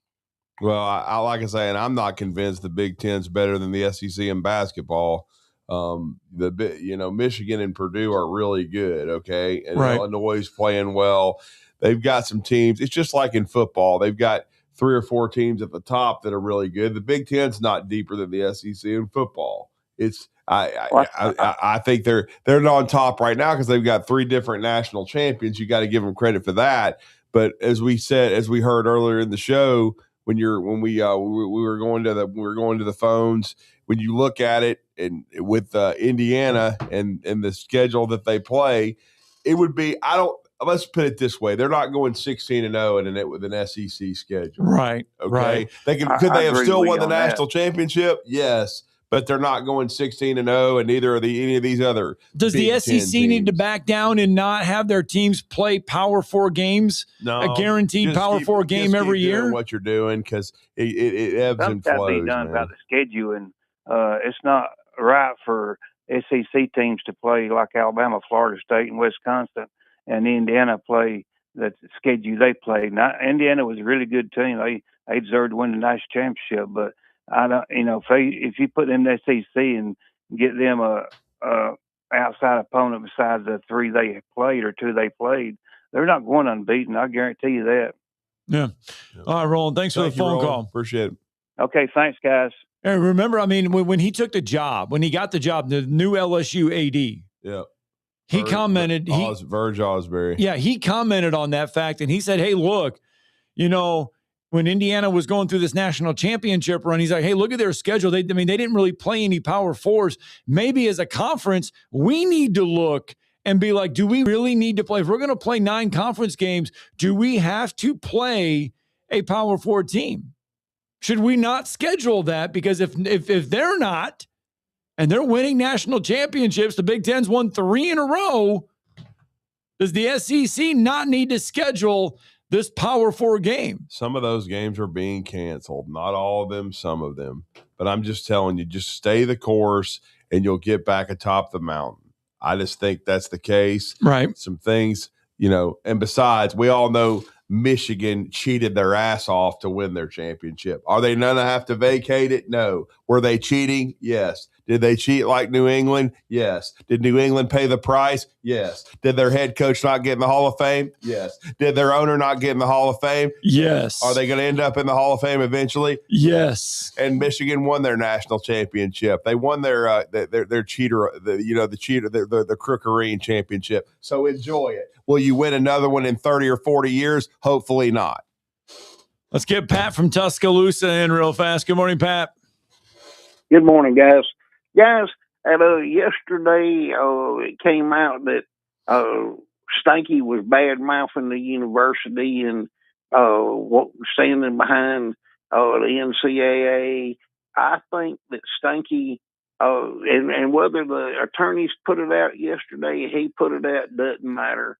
And I think that he should have run his mouth publicly when all of this first started going down, whenever they got the idea that they could possibly bring Bediako back, that he had more eligibility. Greg Stanky should have spoke up then very loudly. Speaking up now is a very, very bad look, and it does not show any camaraderie amongst SEC schools. I think all he's trying to do is going to the ACC. Screw him. Well, I mean, Pat, I think he was just basically trying to, diffuse some of the negative publicity from the national media, but who cares? It's already happened. You didn't, and like you said, he hadn't reacted at all. He had not said anything publicly or whatever. But really, though, and then think about this, though. He hasn't said anything publicly. Remember, this is an affidavit through the court system. I can almost guarantee you that Nate Oates and Greg Byrne and the University of Alabama told Sankey what they were doing. They had to have. You have to run it by the commissioner. Absolutely. So now he's being a gator-faced, two-faced, opportunist is all he's being. Yeah, he's an elephant dung. That's all. It's like. Do you think he advised Alabama not to do it, or do you think he said it doesn't matter what he did or not? I think he probably just nodded his head and let it play out. Now this is what he's doing. So now what they ought to do to him is what they did to the guy that said diplomatic immunity and lethal weapon. Just shoot him. Yeah. I mean, be done with him. Hey, let's go on and talk about what we really think about him, Drew. But, I don't mean literally. I'm just saying, just tell him to go to hell in this sense. I'm with you. Because my man with diplomatic immunity is sitting there killing people. And finally, Danny Glover's like, take your diplomatic immunity and shove it up your you-know-what. You know what I'm saying? Exactly. But like I said, he should have spoke up in the beginning publicly about it. And there wouldn't none of this. There wouldn't be hardly any scrutiny at all going on if he had done that. Yeah, it was his inability to act. He needs to go back to reading his book series, whatever the crap he does. Or going to YouTube concerts. Going to YouTube concerts. He loves YouTube. Yeah, whatever. Again, just all he does is draw a check. Come on. Yep. And he did nothing for getting us into the playoffs several years ago. I mean, he's a useless piece of crap. That's all it is to it. So anyway, I appreciate y'all letting me vent this morning. But I'm more excited about Alabama's roster now. The more I look at it, and the more I talk to the guy that does all of the tape man that does all the breakdowns and stuff. Oh, you're talking about Clint Lamb? Through all BA. Brooks Austin. Okay. Brooks Austin. Hey, the more I listen to him, the better I feel about things, and he walked me off a levee, off the edge. Good deal. You guys have a blessed day up there. Thank you. Thanks, Pat. All right, let's get a break in. I know the phone lines are continuing to fill up. You can weigh in on Greg Sankey and your thoughts there. You can do it. We're going to get to Johnny on the cell after the break. They're filling up, but keep calling 256-576-4977. But no.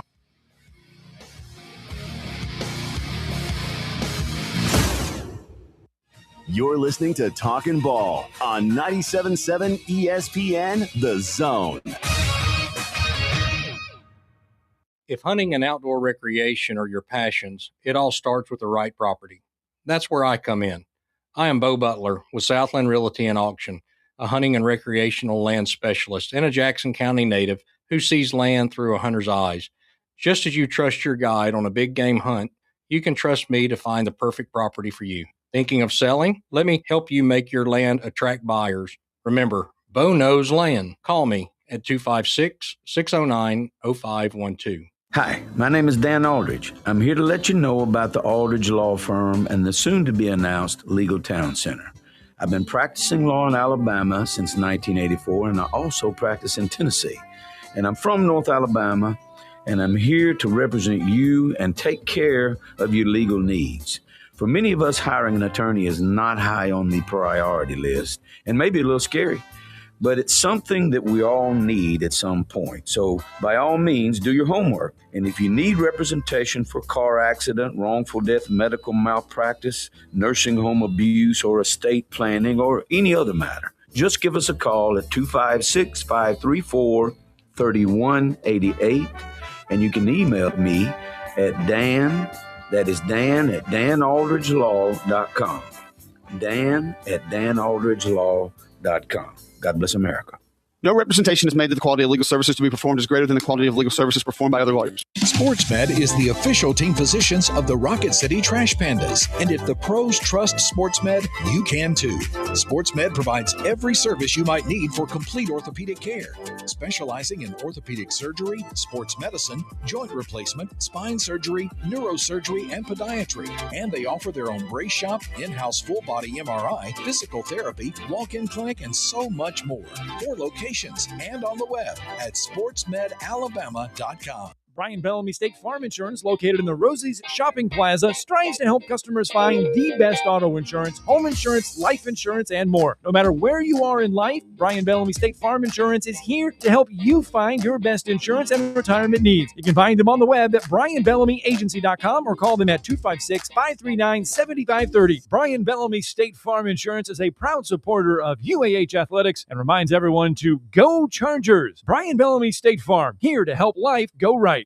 In the market for a new or used car? Look no further than Hyundai of Decatur. With a large inventory of new, used, and certified pre-owned Hyundai models, Greenway Hyundai of Decatur is here to service all of your Hyundai needs. Come visit our exceptional service department as well. With state-of-the-art facilities and a caring team of automotive professionals waiting to service your vehicle, make Hyundai of Decatur your #1 choice for all your automotive needs. Give them a call today at 256-274-0279 or visit them online at greenwayhyundaiofdecatur.com.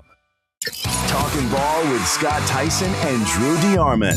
Weekday mornings beginning at 7 a.m. Only on 97.7 ESPN and the 97.7 ESPN The Zone app.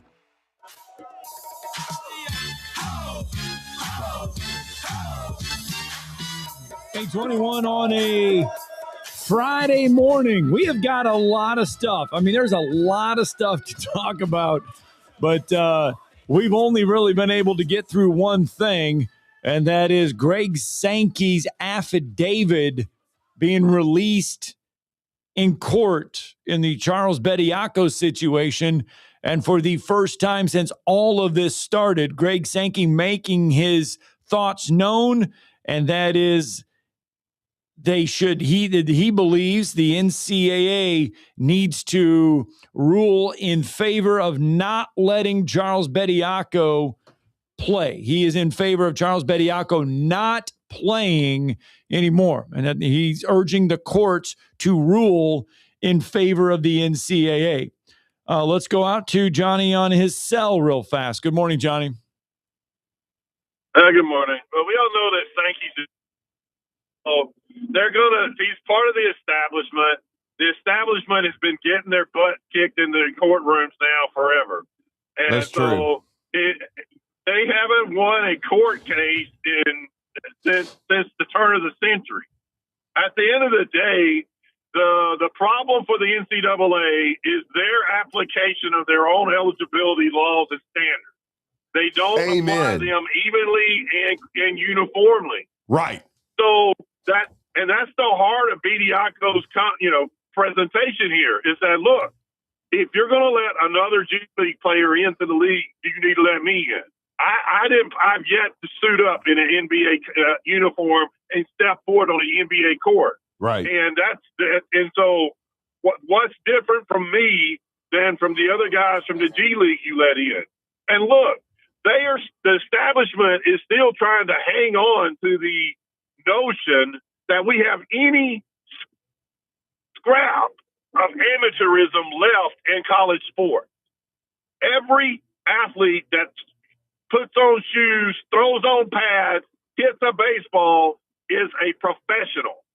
He may not be a professional at the NBA level, but man, if you're making $2 million as quarterback coming out of high school to go play for Vanderbilt, you're a freaking professional.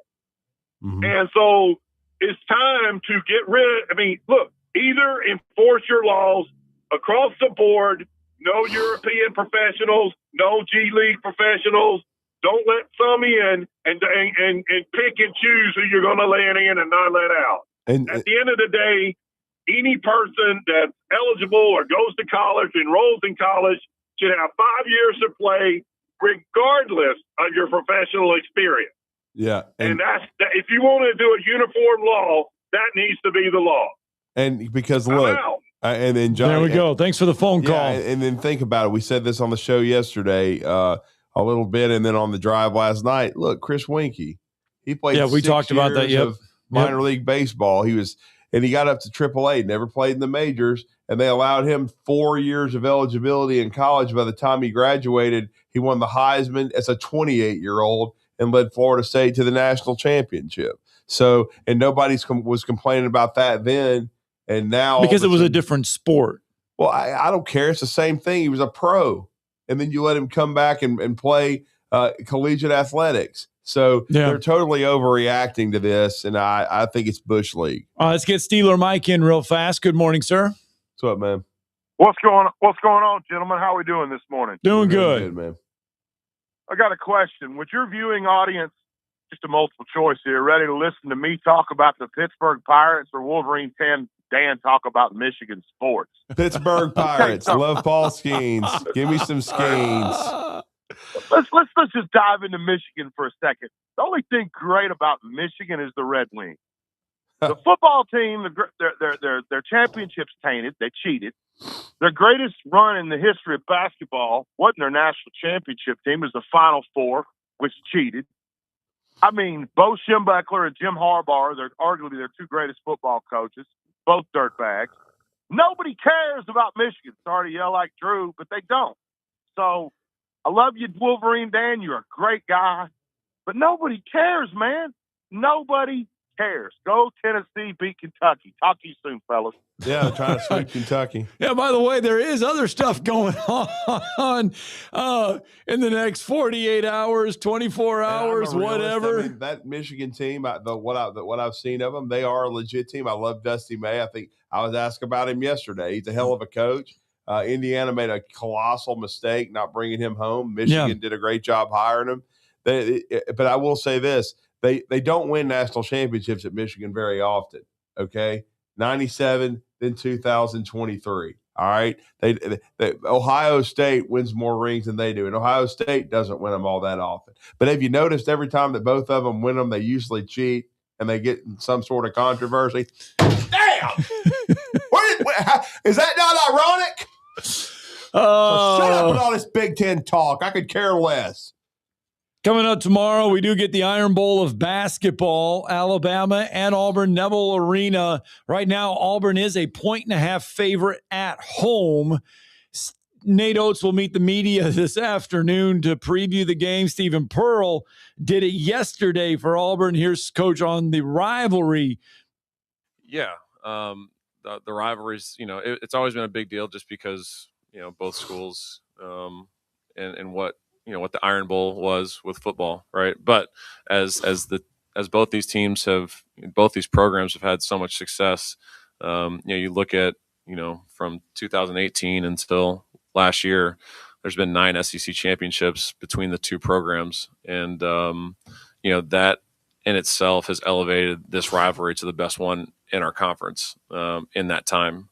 The first 1 versus 2 last year at their place, no other rivalry can really say that in our league. So it's definitely been elevated to a level that I don't think any of you in this room thought it would ever get to. And, I know Nate's done a phenomenal job in his time, but now it's, my job to, try and keep it in that area, because I know our fans obviously, respect it, appreciate it. And, it's been a big reason. Our players look forward to it as well. So there you go. Stephen Pearl on the rivalry. Well said. I agree with everything Coach Pearl just said. All right, 8:28, we got to get a break in because when we come back, we're going to flip the script again. And, boy, just controversy. This show today is just oozing with controversy. Yeah. Is it not? Thomas Ashworth going to light us up here coming out of the break. We're going to get more details on the Oakwood Adventist sections and everything else. And you'll slip in a few questions about the upcoming basketball playoffs, some of the area play that you may need to be paying attention to. Thomas Ashworth, Mayo.com next.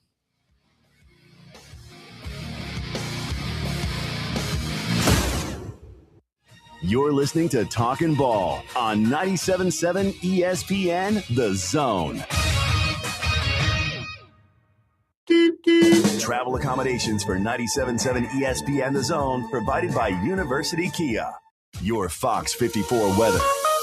I'm Chief Meteorologist Jordan Dressman. We are going to get to enjoy a little bit of sunshine today, but it is going to be chilly. Keep the heavy coat handy. Temperatures only climbing into the upper 30s and lower 40s, dropping into the upper 20s, lower 30s as we head into the overnight. A mostly sunny sky for your Friday. Going to be a fantastic afternoon. Temperatures climbing into the mid and upper 50s. Your Fox 54 weather, only on 97.7 ESPN, The Zone.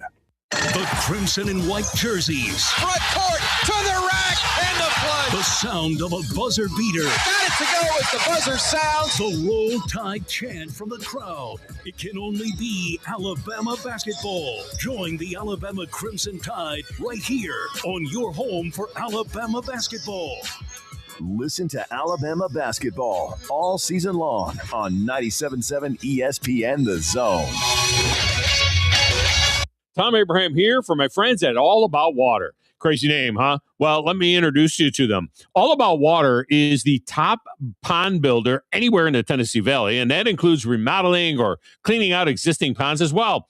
They also have monthly maintenance plans for your pond. Don't have a pond? Well, how about a fountain or water feature for your property to bring that soothing sound of running water to your happy place? On the other hand, maybe you have water on your property that you don't want.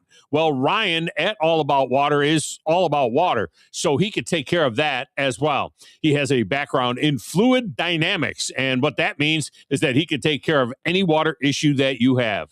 Finally, how about that irrigation system that you have or that you want? Well, they do installs and maintenance and repairs on those as well, because they are all about water. Learn more at allaboutwaterllc.com. That's allaboutwaterllc.com. When you call most roofing companies, all you'll hear is, you need a new roof. Not when you call Fleming. At Fleming Roofing and Restoration, we're focused on your needs, whether it's an easy repair or a full roof replacement. Folks around here have trusted Fleming since 1965 for all their residential and commercial roofing needs. And as the area's storm damage experts, Fleming knows all the ins and outs of the insurance claims process. Log on FlemingHSV.com to schedule your free estimate today. Fleming Roofing and Restoration. We show up. You've got to experience Toyotathon at Bill Penny Toyota. They've got the selection with over 700 new Toyotas to choose from. And they've got the extras with Bill Penny perks and a 10-year unlimited warranty. So get on over to Bill Penny Toyota today and experience Toyotathon. Bill Penny Toyota in Huntsville and online at BillPennyToyota.com. Bill Penny's Toyota 10-year unlimited warranty is valid through the 10th year of ownership. Valid on new vehicles only. See dealer for details. There's power in caring when it is put into action. Each year, our bankers serve on nonprofit boards, support our local educators, and volunteer with our hometown food bank. I'm Bobby Humphrey, Vice President of Business Development for Bryan Bank, and community service is just not a line item in our mission statement. It's who we are. Because after all, Alabama is our home too. That kind of commitment to community might not be what you would expect from a bank, but it's exactly what you can expect from us. Give us a call or stop by one of our 2 offices in the Huntsville area and experience unbeatable service and legendary results. Bryan Bank Equal Housing Lender, NMLS ID 2428943, member FDIC. The Drive with Wes Neighbors and Steve Moulton. Weekdays from 5 to 7 p.m. Only on 97.7 ESPN, The Zone.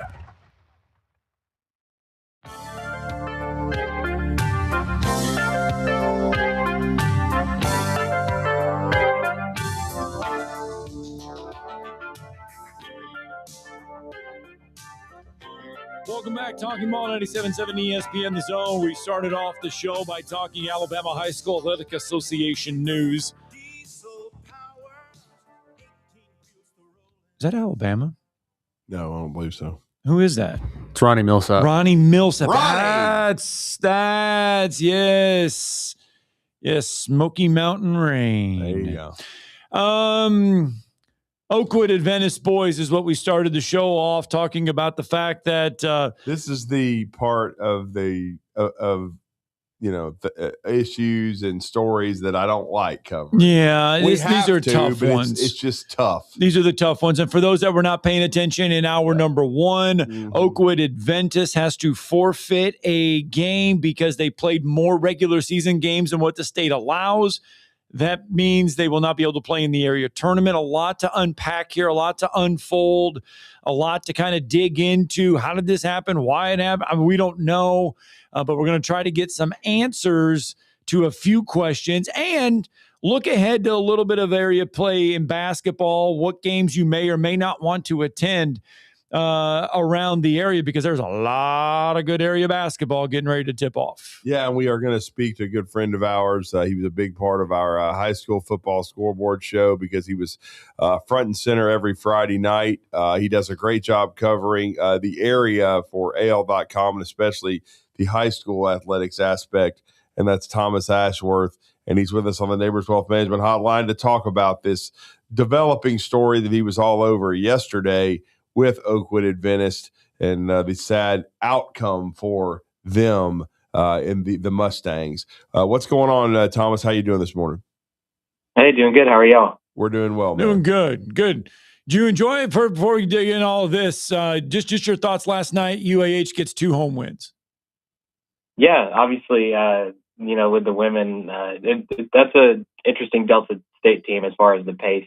As I'm sure you know, Scott, they're really different from every other team in the Gulf South Conference as far as, the way that you have to play against them. But it was a kind of, interesting first half for them. Some defensive stuff just wasn't working, but really pulled away in the second half. I mean, I don't remember the score, but it seems like they almost doubled up on them as far as scoring in the second half. So, I mean, a really nice win. And it looks like they're starting to get, kind of find their rhythm yet again. And not like they lost it, but, anytime that a really long losing streak comes to an end, that's really tough.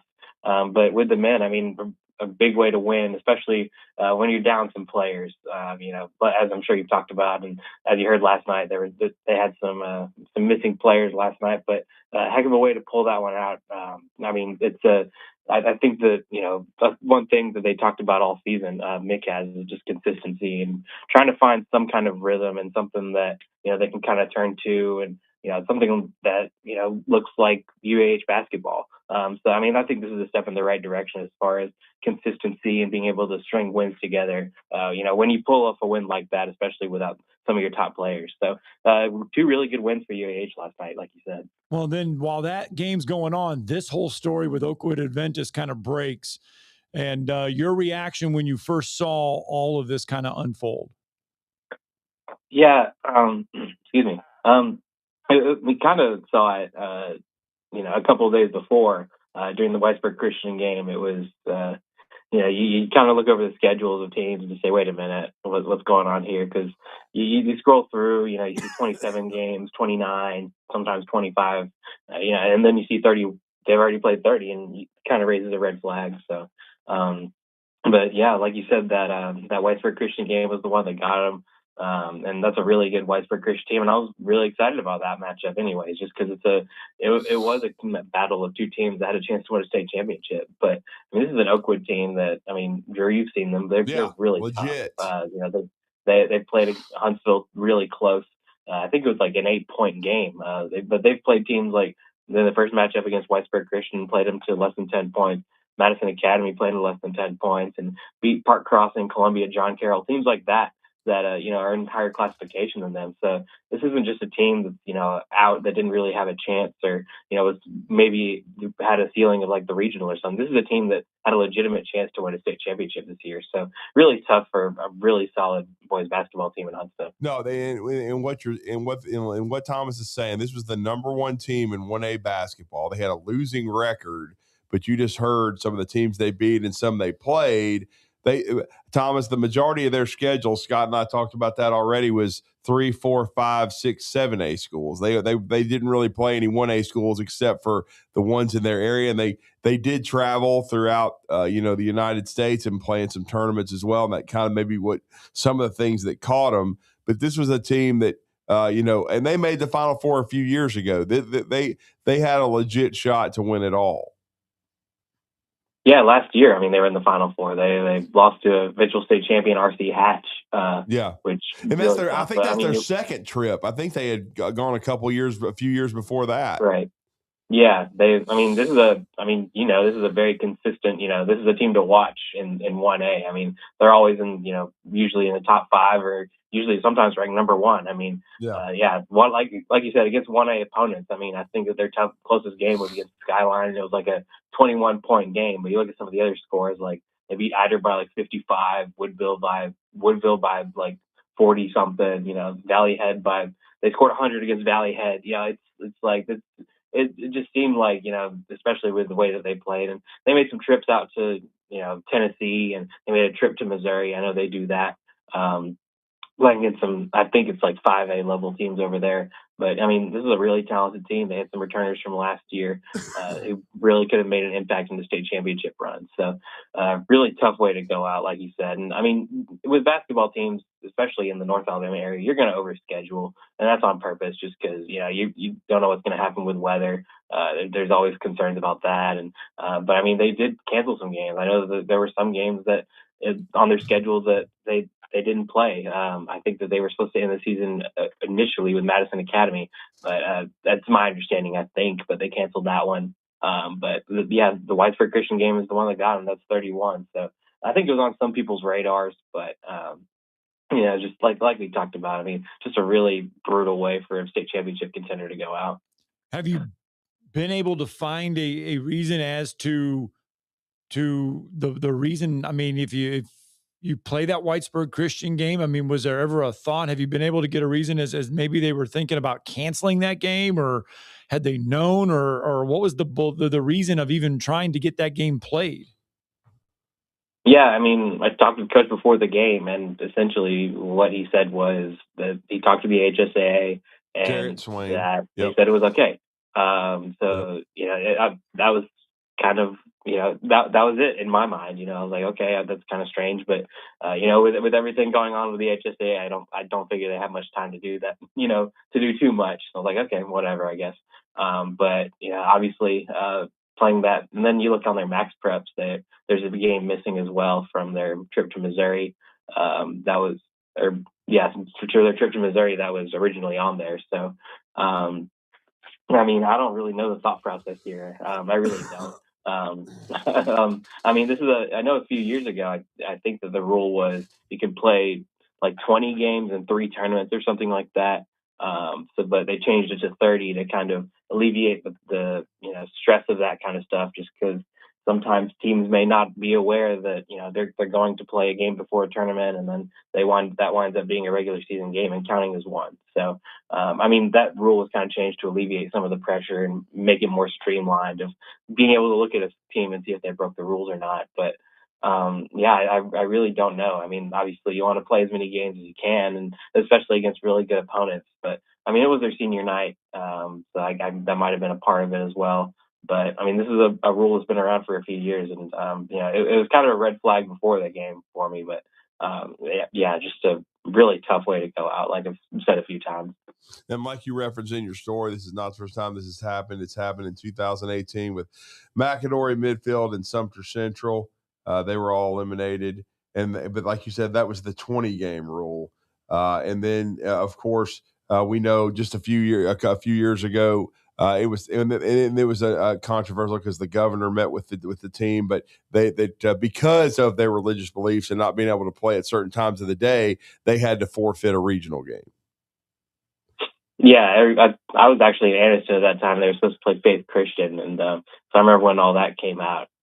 Really, obviously, a really tough few years for as far as that's concerned for the program. that one was a really interesting case. I know that they have a banner in their gym that says like State Championships of Faith or something like that from that year. Which I mean, like you said, I mean, it's a really weird case, and this one's a really weird case too. But I mean, it's kind of a question of, you know, do you not know the rule? Like, did you talk to maybe the wrong person? You know, did you get it in writing? That kind of thing. But I mean, they kind of had to move quick with this. They really did, because, you know, they're supposed to play in the area tournament, I think today. The area tournament starts for them. So. But what was weird to me as well is that they didn't reseed it at all. Yeah, I was going to talk about that. Talk about that. Yeah, that was weird. I was reading that. Yeah, my assumption is that, you know, they just, you know, I guess that, you know, you don't want Eider to prep for a game against Valley Head for so long and then just wind up not playing it. But it's really unfair to Skyline and Eider, because one of those teams is going to get left out. And you look at, you know, the records of Valley Head and Woodville. I mean, I think Eider or Valley Head's won like one game all year. I think Woodville's won like 5 or 6 games. I mean, these are, you know, they're just going to be, no disrespect to Woodville or Valley Head, but I mean, it's just based on records alone and games played and head-to-heads. I mean, it's just going to be a team that's, you know, less talented, going to be advanced to the regional, and one of these teams, Skyline and Eider, that's beaten both Woodville and Valley Head multiple times. I mean, they're going to be sitting at home. So yeah, because that's a I drop don't know. I dead thought game. that was really strange. Yeah, and then, that makes sense now. I didn't even think of that. That just means, and let's make sure I get this right, that either Woodville or Valley Head is getting a path to the championship game. Yes. And then they'll still get a chance to, very likely, either if they win it in an upset or if they lose the area championship, then they have to travel or host sub-regional, right, with a chance to get to regionals. Yeah. Mm-hmm. Yeah. That's just really strange. I totally agree. Sorry, Scott. I was just I agree with that. I didn't even think of that. I saw some folks from Eider and from Skyline talking about that. It should have been reseeded, in my opinion. Thomas Ashworth from Mayo.com joining us now and talking Oakwood Adventist boys. And Thomas, you did allude to the fact that area play does start. A lot of great area games for people to catch in this area. Yeah, there are. I mean, you just look down the list. I mean, there's so many teams that it's tough that they're going to be sitting at home. I mean, I think the biggest example in North Alabama is, you know, 7A Region 7 with Sparkman and Albertville playing in the first round. You know, one of those teams is going to be sitting at home, and that's like I think both of those teams are top 5 teams and deserve to be. And I mean, even in 7A Area 8 for boys, you know, you have Bob Jones and Austin playing in the first round, and one of those teams is going to be sitting at home. And, you know, those are 2 really good teams as well that have some talent. So there's some really interesting matchups. I think those are kind of the 2 that stick out to me. But obviously, Area 16, Class 6A Area 16 is really tough. I mean, Hazel Green's been solid. They picked up some really good wins. You know, had some tough losses at the end of the season, but they've had some good wins throughout the year. May Jemison, obviously, with a big win against Huntsville a few days ago, and Lee Huntsville also, you know, having a pretty solid year, kind of resurgent from what they did last year. A really big improvement. So that's a really interesting matchup too. Is Lee Huntsville and May Jemison. And yes. I mean, I think y'all will agree that, you know, high school basketball in this area is 10 times better when Lee and May Jemison and Columbia and, you know, Hazel Green and Buckhorn are doing really well. And, you know, 3 of those teams could potentially win a regional game and, you know, potentially go to the Final Four if they get on a run. Like, I could really see Hazel Green, Lee, or May Jemison potentially going to the Final Four if they get hot. They're talented enough, in my opinion. And, I mean, you look at some of the other matchups. I mean, in 4A, I think it's Area 16. I mean, you have Plainview, you have DAR, you have New Hope playing in that one as well. So 3 really good teams in that one as well. Plainview playing Madison County, and then New Hope matched up against DAR. So some really good boys basketball matchups, especially in North Alabama. And so then should be a lot of fun. It really should be. And then Matt Nelson, head coach of the New Hope Indians, they nearly beat Grissom the other night. It was an overtime game, but Jack Doss gets that win. It's number 900, which is a milestone that you don't see many coaches get to at all. That's elite. Yeah, I mean, he's the second one in HSA history, at least that's my understanding, that you know, he's with that mark. But I mean, it seems like, you know, seems like he's not done yet. I know that he still has. I know that the wins record is pretty close, or it's inching closer. So I mean, who knows how much longer he's going to coach? But I mean, obviously, when you have 10 state championships and 900 wins, it seems like you've accomplished enough. But I know that itch never leaves coaches whenever they retire. But just a really heck of a win for a Grissom team that's had a tough year. I mean, I think they were on like a 12 or 13 game losing streak coming into this. You get those are some really tough games as well. I mean, you look at some of the scores, like I think that they took Sparkman really close. Both of them. They've played tough against teams like Montgomery Academy. I know they lost by a point to Fairfield in the Huntsville City Classic. Played Bob Jones close in the Huntsville City Classic. So some tough losses throughout the year. But I think that's a really good way to potentially get a win and put some kind of silver lining on the season for Grissom. But I think they're going to be pretty good next year. They got some really good talent over there, some young talent, but I think they have a chance to be really good next year as well. Well, and then I got to give a shout out to Hayden Hatfield yesterday because they had to start the 6A Area 16 tournament, and it was another winner go home. Columbia beats Buckhorn, so the Bucks are done. Columbia advances to the matchup, as Thomas was talking about. They will be playing against Hazel Green next week, and then you'll see and then as he's already referenced on February 9th, it's winner go home. Lee and Mae Jemison. Lee won both games close in the regular season, but Mae Jemison's beat Huntsville twice. So Hazel Green, Lee, Mae Jemison, all with enough talent to potentially make a run deep into the high school playoffs. Last year in a drop-dead game, Bob Jones had won the Huntsville City Classic. They had to play Florence. The loser went home, and Florence went all the way to the 7A title game, Thomas. Yeah, I mean, in this year, I mean, especially the talent differences in some of these teams are just not that far apart. There's not really, I think just kind of looking at it, I mean, Huntsville was kind of that team that was kind of in the upper echelon in North Alabama, but now, obviously they're still really good, and I think that they're the best team in North Alabama. But with a lot of the other teams, the talent is just so close this year, and there's so many. There've been a lot of really close games. I mean, even Columbia, like they have some really good players. I don't think that their record is indicative of their talent. I do think that they have some athletes. But I mean, Mae Jemison, Lee Huntsville, Hazel Green, that's just a really brutal 3-team grouping in a really tough area, especially with Buckhorn, who has the potential to win games. I mean, they've won some games this year, and Columbia, obviously, like I said, has some talent. So, it's really tough. But I do think one of those teams can potentially make it to the Final Four. But it's going to take a lot because that regional is really tough every single year. Really is. Well, great stuff, Thomas. Good stuff, Thomas. We appreciate the reporting on the Oakwood situation. We hate it for those kids, but great reporting, great work, and let everybody know how to follow you. Yeah, we got a lot of stuff coming, obviously, on AL.com.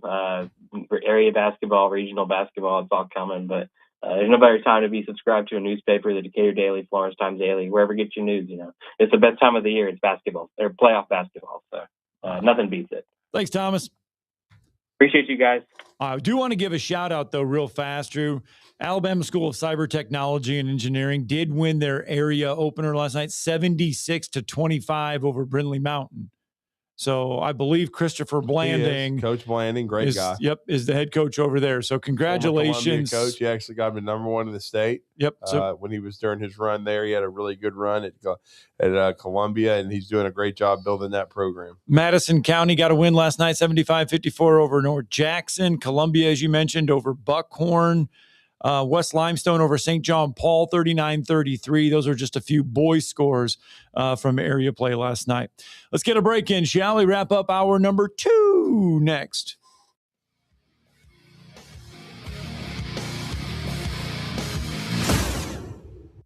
You're listening to Talkin Ball on 97.7 ESPN, The Zone.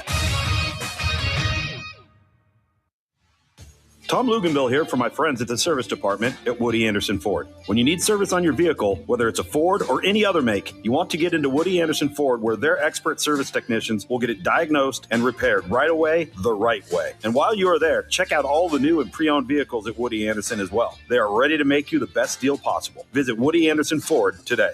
Woody Anderson Ford on Jordan Lane in Huntsville. Hughes Road in Madison, and online at woodyAndersonFord.com. The company is Eagle Masonry and Insulation, but did you know they're also Eagle Landscaping and Dirt Work? Eagle can take care of all your landscaping needs, including irrigation, sod work, and planting, both plants and trees. On the dirt work side, Eagle can grade and build your pads, haul dirt in or out, and even do erosion control. Philip Love and his team can do it all for you. The website is the same, insulatewitheagle.com, as is the phone number, 256-755-1556. Give them a call and see what Eagle can do for you.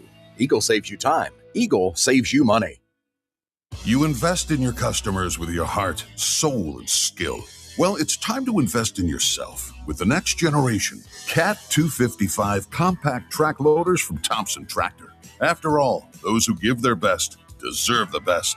And this machine has it all. With features that include a more powerful engine, tri-axle truck loading capabilities, a spacious cab, and a smooth ride for all-day comfort.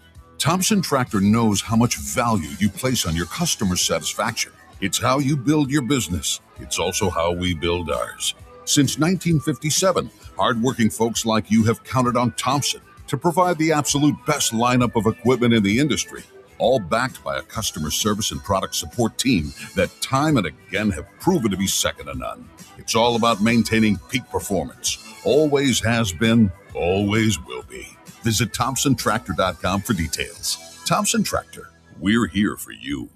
From heirloom diamonds to contemporary jewels, Loring & Company is the place to find something truly special. Whether shopping for a diamond ring for that once-in-a-lifetime occasion or marking a milestone birthday or personal achievement with a Rolex watch, you'll find just the thing in our edit of the world's most sought-after brands, including David Yurman, Roberto Coin, Marco Bicego, and Fopé. Expect a treasure trove of the world's most unique, even breathtaking earrings, rings, necklaces, and bracelets, making choosing just one piece a challenge in itself. Loring & Company Jewelers on Airport Road.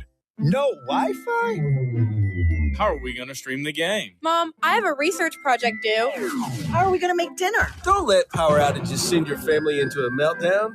Get a Generac generator from Current Electrical. We keep your lights on and your Wi-Fi on. Visit gensuperstore.com or call 256-880-1880. Trust us, your family will thank you. Most current way to keep your power on. GeneracSuperstore.com. This segment of Talkin Ball is brought to you by University Kia, the #1 volume Kia dealer in the state of Alabama. Located online at universitykia.com.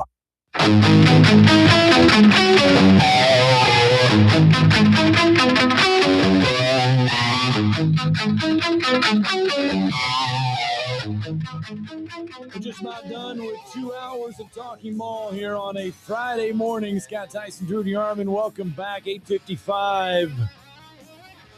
It's been a very entertaining show. Bryan Passink will join us at the top of the hour in hour number 3.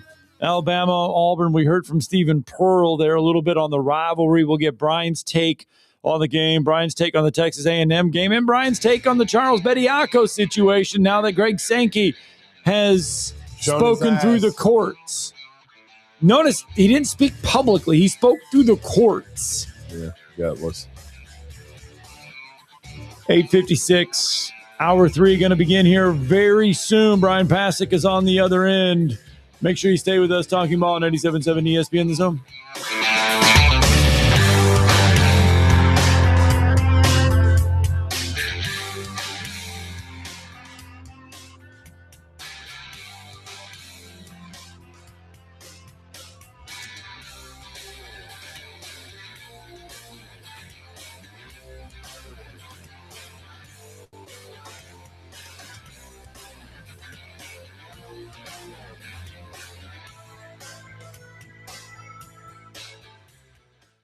The crimson and white jerseys. Front court to the rack and the plunge. The sound of a buzzer beater. Got it to go as the buzzer sounds. The Roll Tide chant from the crowd. It can only be Alabama basketball. Join the Alabama Crimson Tide right here on your home for Alabama basketball.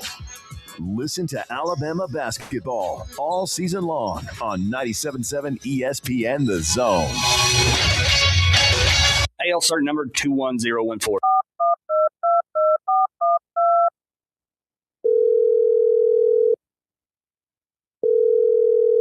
This is Thomas with Talent Heating and Air Conditioning. Thomas, I need you guys to light my flame sensor. Excuse me? Yeah, my gas valve's not flowing, buddy. What do y'all need over there? Oh, I need you to exchange my heat exchanger. You don't have to speak the love language of a furnace to call Talent Heating and Air Conditioning. We can come out and do a $49 tune-up, and you'll get savings off of that, and we'll be able to figure out what's going on with your system. Can you keep my flame lit this Valentine's Day? We can definitely keep your flame lit. Who do I gotta call? Call Talent at 256-503-4490. Come on, baby, light my fire. That was weird. It's Talent Heating and Air. They're live, they're local. Give them a call today. Hey, everyone, let's all stop what we're doing and take a moment. You see? Every moment can be kind of special. But they can be loud moments, goofy moments, dorky moments. It doesn't matter. Because every time dads like us take a moment like that to spend with our kids, well, it's pretty momentous. So let's take a moment to make a moment. Call 877-4DAD-411 or visit fatherhood.gov. Brought to you by the U.S. Department of Health and Human Services and the Ad Council. This hour of Talkin Ball is brought to you by Hyundai Decatur, located on the Beltline. In the market for a newer used car? Look no further than Hyundai of Decatur. With a large inventory of new, used, and certified pre-owned Hyundai models, Greenway Hyundai of Decatur is here to service all of your Hyundai needs. Come visit our exceptional service department as well. With state-of-the-art facilities and a caring team of automotive professionals waiting to service your vehicle, make Hyundai of Decatur your #1 choice for all your automotive needs. Give them a call today at 256-274-0279 or visit them online at greenwayhyundaiofdecatur.com.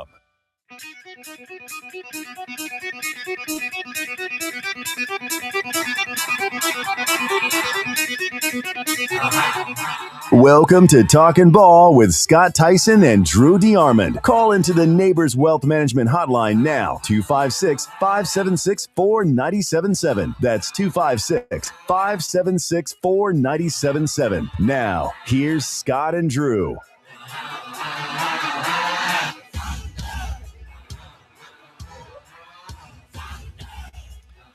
Let's do one more hour, shall we?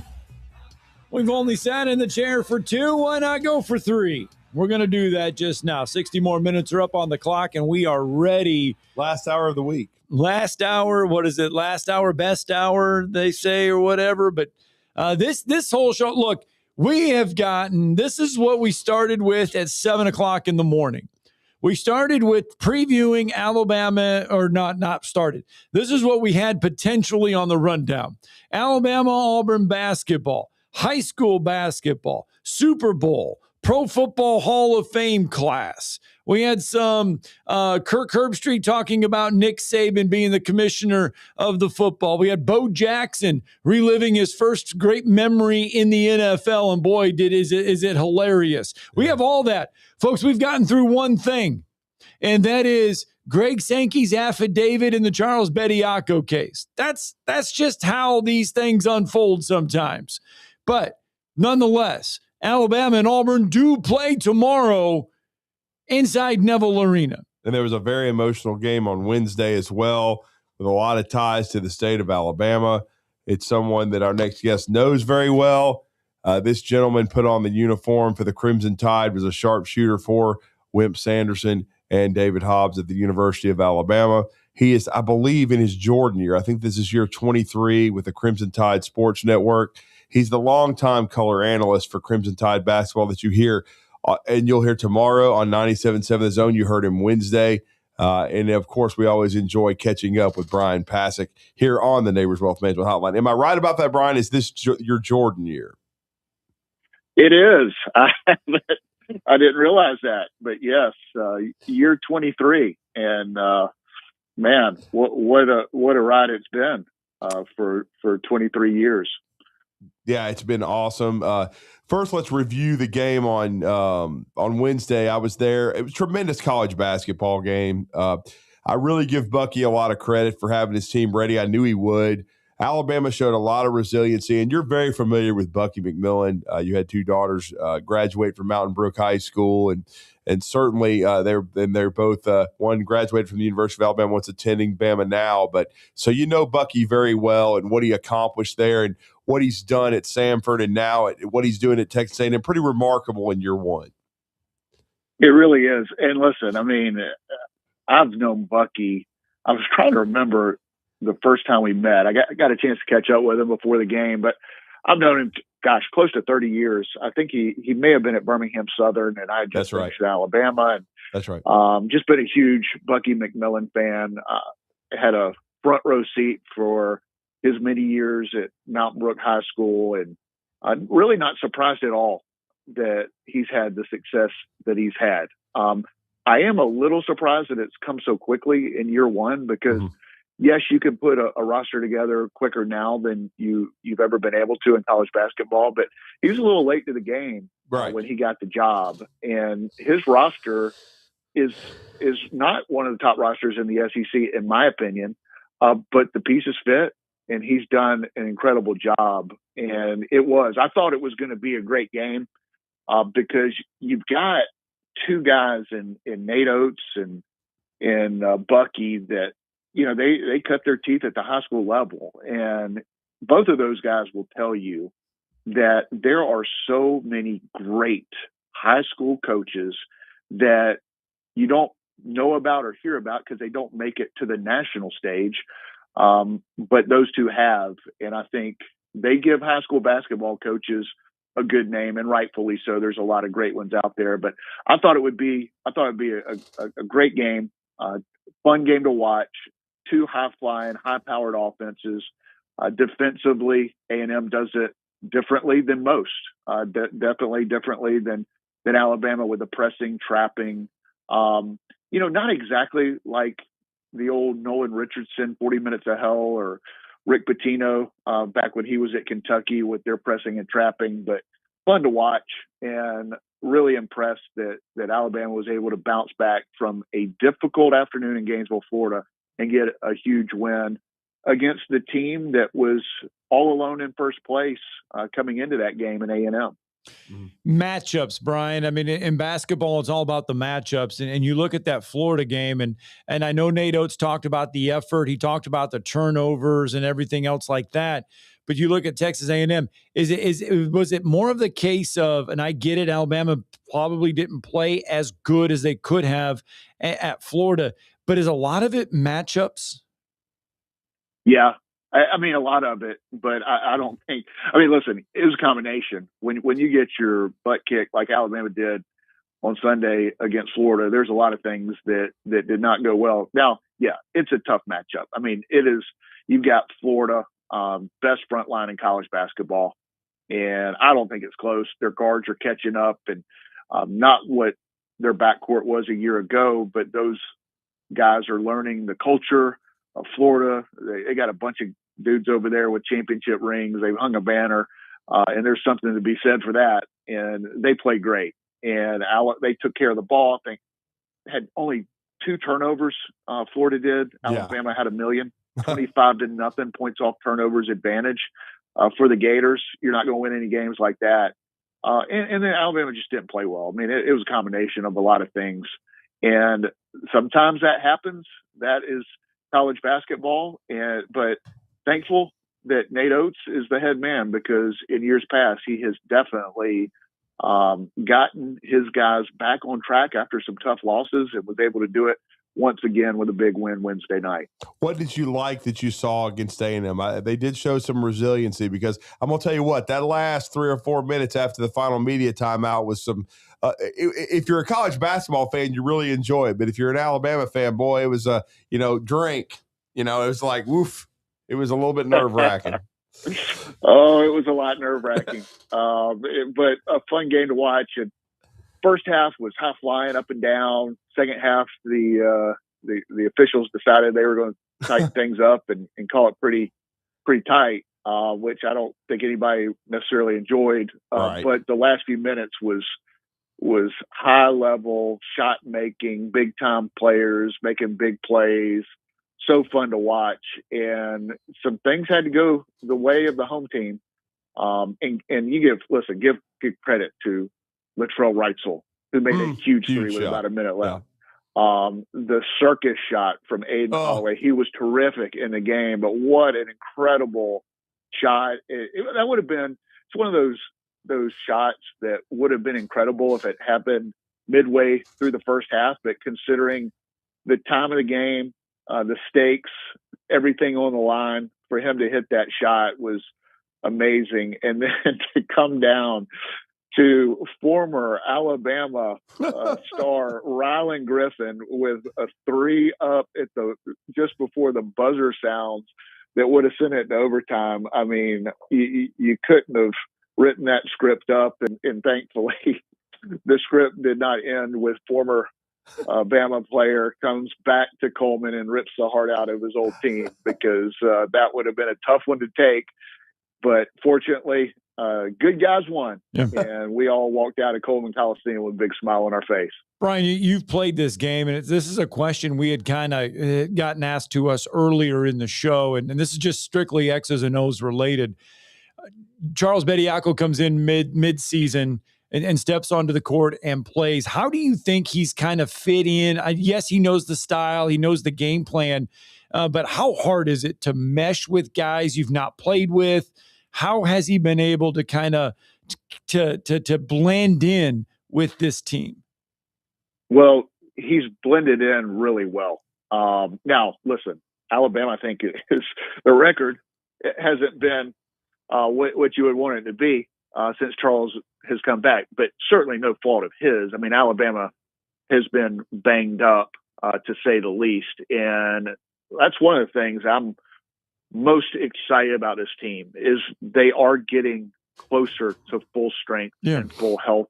We haven't seen it all season long, and I think it's going to happen. We're trending that way, where this team is going to get close to 100% with the guys that we know that should finish out the rest of the year. But the thing about Charles, and this is obviously a unique situation, and it's got the nation's attention. The college basketball world is focused in on one of the former pros playing college basketball, but not all of the former pros playing college basketball. But the reason it works and the reason he's meshed with his teammates is because Charles Bediako is an awesome guy. And when he was here a couple of years ago, he was everybody's favorite teammate. He's just a nice, kind-hearted, good guy that is easy to root for and easy to like. And his teammates have meshed very well with him. If it was another personality type, it might not work as well. Also, when you look at the makeup of the roster, I mean, you've got 3 or 4 guys out for the year. I mean, it's not like he's come in and just like moved several guys over that aren't getting to play or changing playing time. I mean, this is a team that has at least 2 guys in his position that are out for the year. So it works for a lot of different reasons. I mean, we'll find out, I guess, more this morning or today, whether he'll be available for tomorrow and the rest of the season. I don't really know what to expect. For Charles' sake, I hope it goes his direction. I mean, this is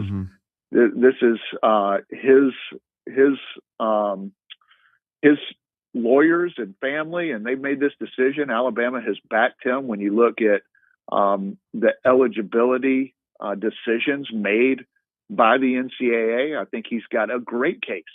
And hopefully it goes his way and he's with this team the rest of the way. Yeah, and that makes this Iron Bowl matchup, the IBOB of basketball, the first one. Of course, the second chapter will be the final regular season game in Coleman Coliseum. But we know the classic ending, one of the greatest games in the series history, with Mark Sears hitting that game-winning shot in overtime. It was a great broadcast by you and Chris. But this makes the matchup coming up on Saturday all the more intriguing because there's uncertainty about Bediako. We'll find out later today. Hopefully he'll be with Alabama on Saturday. But again, Nato kind of has to have 2 plans a little bit as far as what he's going to have potentially available against an Auburn team that's much like Alabama. They've been a little up and down, but they've been playing much better lately. They won at Florida. So this is going to be a tough game. What are your thoughts on this matchup for Alabama? Yeah, it's going to be a great game. I mean, these are two teams that I think are on the verge. Both are on the verge of really taking that next step and becoming one of the top teams in the Southeastern Conference. And you can say, man, how can you say that? Alabama's dropped some here and been so inconsistent as of late. I look at it from a standpoint of I love this roster when healthy. I know who their head coach is. I know who their staff is. And if they have all hands or most of the hands on deck, they are going to get things going in the direction that we've all been spoiled by in recent years. And that's SEC titles and runs to the Elite Eight in the Final Four the last 2 years and Sweet 16s and all those things that we've kind of enjoyed in Tuscaloosa under Nate Oates. But I think they can get going in the right direction. And listen, I really like Auburn's roster. I mean, they're starting to play well. You know, they got my attention going to Gainesville, Florida, right, and beating the Gators. I mean, that is not easy to do as an Alabama fan. We can attest to that. That is a hard place to win, and Auburn was able to do it. They've got talent. Keyshawn Hall's playing as well as anybody in the Southeastern Conference. He is a tough matchup. Yes. So the Tigers are good. Alabama, I think, is trending in the right direction, especially as they get closer to full health. So I think it's going to be another epic battle tomorrow in the IBOB. And it's protection. I mean, this is going to be whoever can get the best rim protection, right? I mean, because Auburn is not as big as what they were last year. Alabama is getting some good rim protection, but it's going to be a battle at the rim. Who can control that, right? Yeah, I mean, that's a big part of it. And whether Charles Bediako plays or not, good news for Alabama is Aiden Terrell has been one of the most improved interior defenders in college basketball. So he's going to play a key role regardless of the situation. And also, I think a key for Alabama, and we saw it on Wednesday night, is how important Amari Allen is to this team. Yes. He's missed about 3 weeks, and he's going to end up with a triple-double at some point. He's one of the best freshmen in the country. Alabama's third leading scorer, but leading rebounder. He's your backup point guard and your starting power forward. I mean, it's amazing the versatility that he has. So the fact that he's back and healthy and after missing a couple of games and a couple of weeks of practice, so important for this team. So I'm excited about his trajectory as a freshman. He's getting better and better. But yes, defense, rebounding. And when you play Auburn, especially Keyshawn Hall, to defend without fouling, very difficult to do. Alabama was not able to do that in the second half against the Aggies. They're going to have to do a great job of that tomorrow afternoon in Auburn. And then a couple of matchups I think that need to go Alabama's way. I think LeBaron Philon needs to outplay Tahad Pettiford if Alabama's going to win this game. And then Amari Allen has got to be able to guard and defend Keyshawn Hall because he's such a matchup nightmare. Yeah, I agree. And excited about that matchup in the backcourt. We saw it last year. Two of the best freshman guards in the SEC. Didn't know if either of them would be back. Both of them heavily considered going to the NBA after year one, and glad both of them are back. And they were battling last year. There was a key sequence. I think it was an overtime where LeBaron Philon got a steal and finish. Big play in that game. And I'm excited about watching that. Those two guys, I think Alabama and Auburn fans should enjoy both of those players. These last few months in college basketball, I would expect both to take it to the next level. You never know with the money in college basketball right now, but two of the most talented guards in the SEC going at it should be a lot of fun. It should be, and the pregame will be 2:00. The call will be at 3 on 97.7. The Zone will be Chris Stewart, Bryan Passink. In Neville Arena, Alabama and Auburn. It's really turned, as Stephen Pearl said yesterday, we had those comments, into the best rivalry in the SEC. I understand Kentucky. I know Kentucky, Tennessee's been big, and they play this weekend, but these two teams, with how good they've been over the last half decade, it's become really the best rivalry in all of the SEC. And we look forward to the call, Bryan. Safe travels, and thank you so much for the time, sir. Always enjoy it. Thanks, guys. All right, 9:17. Wanted to say 7 for some dumb reason. Let's get a break in. Talking Ball, 97.7 ESPN The Zone.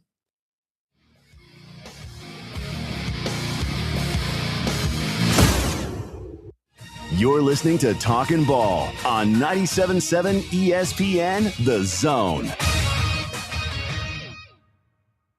These days, saving time is important, and saving money is even more so. That's where Eagle Masonry and Insulation comes in. Over the years, Eagle has expanded their services to meet the needs of folks like you in our area. If you need masonry, brick, stone, or block work, Eagle should be your first call. They can even help if your property needs grading, erosion control, and Eagle can handle dirt haul-off. Call Eagle Masonry and Insulation today at 256-755-1556. Eagle saves you time, and Eagle saves you money.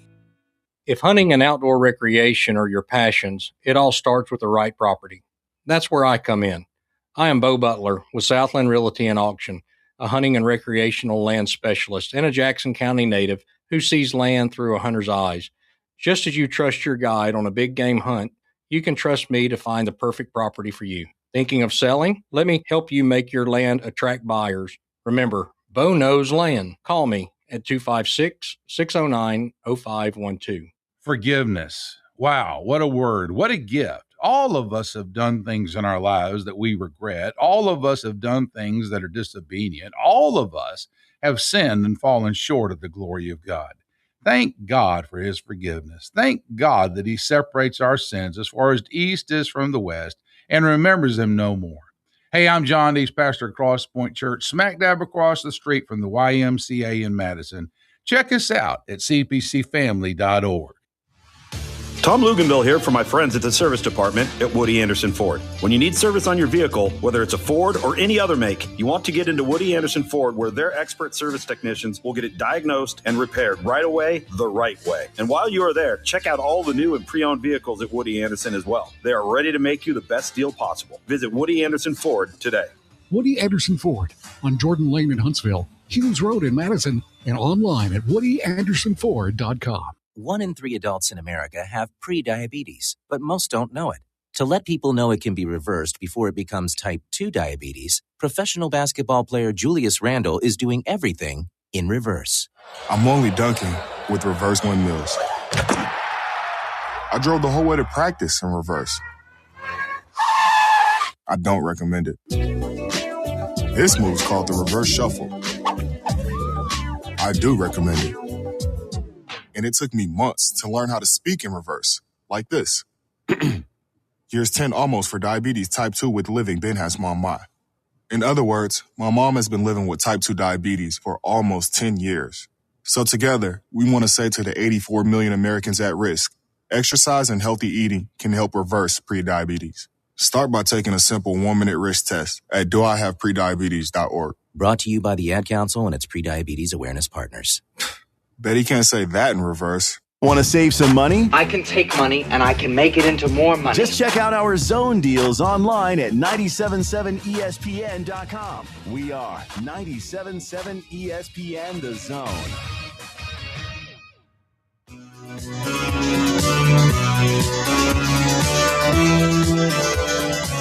9:21 on a Friday morning. Welcome back in. Talking Ball, 97.7 ESPN Zone. Coming up in a few minutes, Bill Bender's going to join the program as we get you ready for Super Bowl 60. Wow, Cam Newton with another stupid hat on. Before we do that, shocking.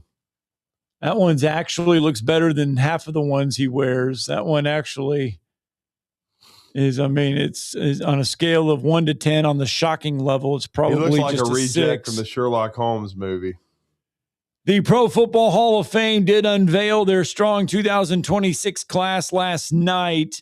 It does feature Drew Brees, Larry Fitzgerald, Luke Kuechly, Adam Vinatieri, and Roger Craig. Man, it took too damn long to get Roger Craig in the Hall of Fame. Did you see the video of... Okay, if I want to stop this first, let's stop this. And I want an honest answer from both of you. I'll both of you, and he's referring to you two, I'd imagine. I'm gonna do my Tom Abraham impersonation. All right. You're going on vacation? Tell the truth. I don't go on 6,000 vacations. You got the shirt on, so I thought you were going on vacation. No, I don't go on 6,229 vacations. But I want to ask a question, and I want a true answer here. Did either one of you know who Roger Craig is? Tell the truth. Negative. Okay, John, tell the truth. No, he's shaking his head no. I knew it. Well, anyway, Roger Craig was a running back under Bill Walsh in the 49er dynasty. He was a former fullback at Nebraska who they basically turned into a tailback. And his biggest accomplishment, in his career, and I'm not sure it's been done by anyone else. It may have. Scott would have to Google it. He became, I think he was the first to do it at least. He had in one season 1,000 yards rushing and receiving in a 16-game regular season for the 49ers. And I always thought he should have been in the Hall. Yep. It took too damn long, but great for Roger Craig. The video, because now they do the knocking on the door and stuff, and they bring people in to announce it. I didn't steal that, but go ahead. Jerry Rice. Did he? Jerry Rice was the one that knocked on the door for Roger Craig. Yeah. And it was just, it's just like awesome. It's hard not to tear up a little bit when you watch Roger that. was known for those knees, man, the high-kneed running. But Roger Craig was a hell of a player. Well, And those thank guys you were both known for being hitting. honest. And look, neither one of you were born, so I can sit there and understand it. But I'm just saying, Roger Craig, number 33 for the 49ers, just remember that name. He is a stud. Here it is, by the way. It's only like 30 seconds. Yeah. But here was the knock with Jerry. Ronnie Lott,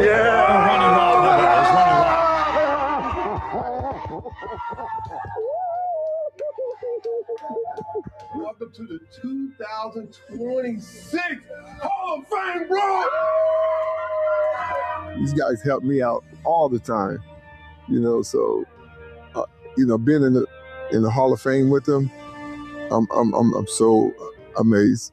It was Ronnie Lott, my bad. It was Ronnie Lott that knocked on the door. I hadn't seen it, but that's awesome too. Ronnie Lott wanted to play so badly in one game, he chopped a finger off. That's how good Ronnie Lott was.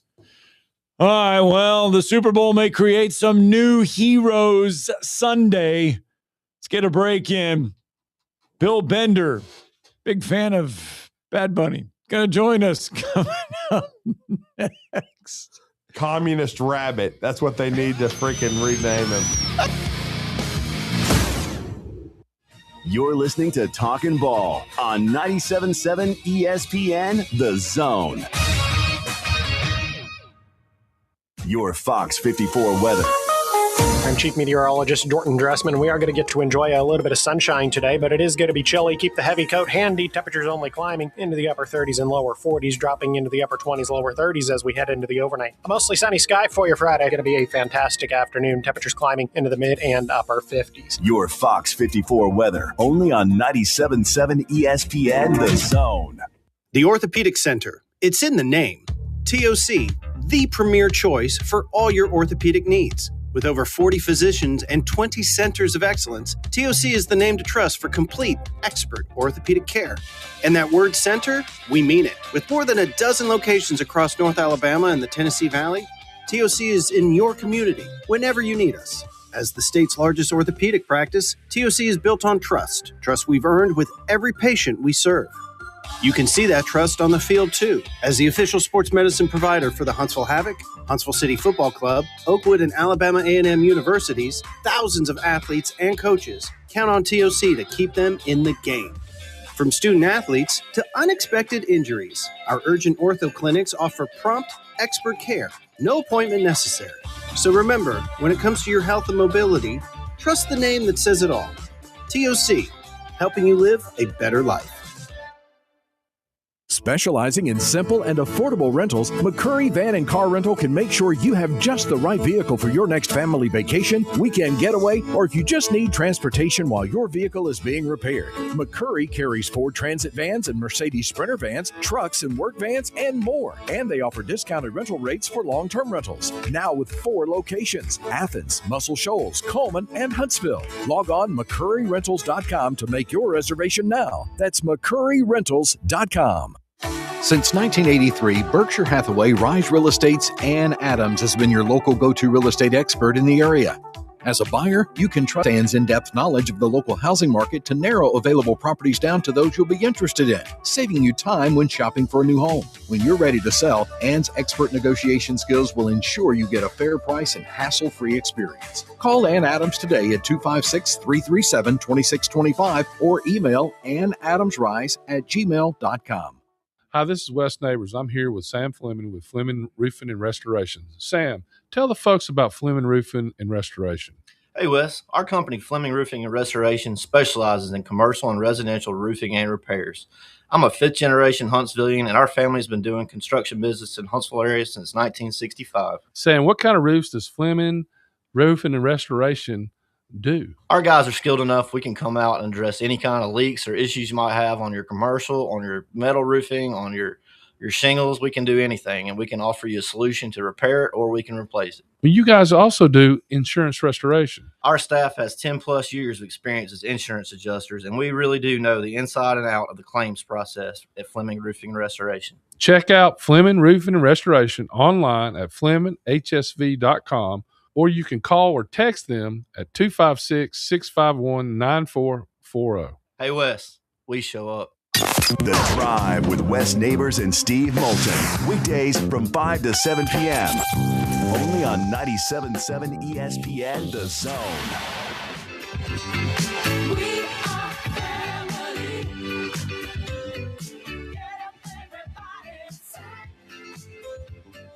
We are Sister Sledge right there, baby. Yeah. Pittsburgh Pirates. Words I can understand. Willie Sargent, Pops. Can the understand. Rubber Band Man, Kent Colby. I can understand those words that are coming out of your mouth. Super Bowl 60 getting ready to kick off on Sunday in Santa Clara. By the way, the tickets prices have dropped, but it's still one of the most expensive Super Bowls to attend in recent memory out there. And a lot of people, New England, Seattle. So it's interesting. Mike Vrabel, first season as Patriots head coach. Mike McDonald, hired by the Seahawks in 24, fourth Super Bowl ever between head coaches within their first 2 seasons with the team. Yeah, I mean, it's a very interesting matchup. Matt Stafford, the oldest MVP in the history of the NFL at 37 years old. I think he's making a strong run to be a Hall of Fame player. Our next guest is certainly Hall of Fame worthy. He's the senior college football writer and really just wears a lot of hats. I would just call him a sports writer, a pro football writer. Any of that can describe a savant with the written word. And of course, he does great segments on our show. He does. And you can follow him at Bill Bender 92. And that is, of course, Bill Bender of the Sporting News to talk some Super Bowl. Happy Super Bowl Eve. Yeah. Bill Bender, how are you? Hey, I'm doing well. You know what? I couldn't sleep last night. Like I stayed up a little too late, and right. Sometimes when I try to fall asleep, and this is not a joke, and maybe how sick I am as a person, I'll start naming the Super Bowl winners in order. Oh, to see if I can fall asleep. I can still get all 59. It gets a little dicey in that you got to break them up into 20s. Wow. So, one of those NFL Films guys, but I can't do it like 59-1. I have to start at like Green Bay 1 and go from there. Dadgummit, I used to be able to go when in my youth because I love it so much, and it's still on my bucket list to attend in person. But I used to be able to go back into the 1970s and go all the way through the early 2000s and name every College World Series champion because I've watched the College World Series every year since I was a kid, and then you always watch all those. You see all those they do all those 30-minute specials on College World Series from the 1970s, and I've watched all those.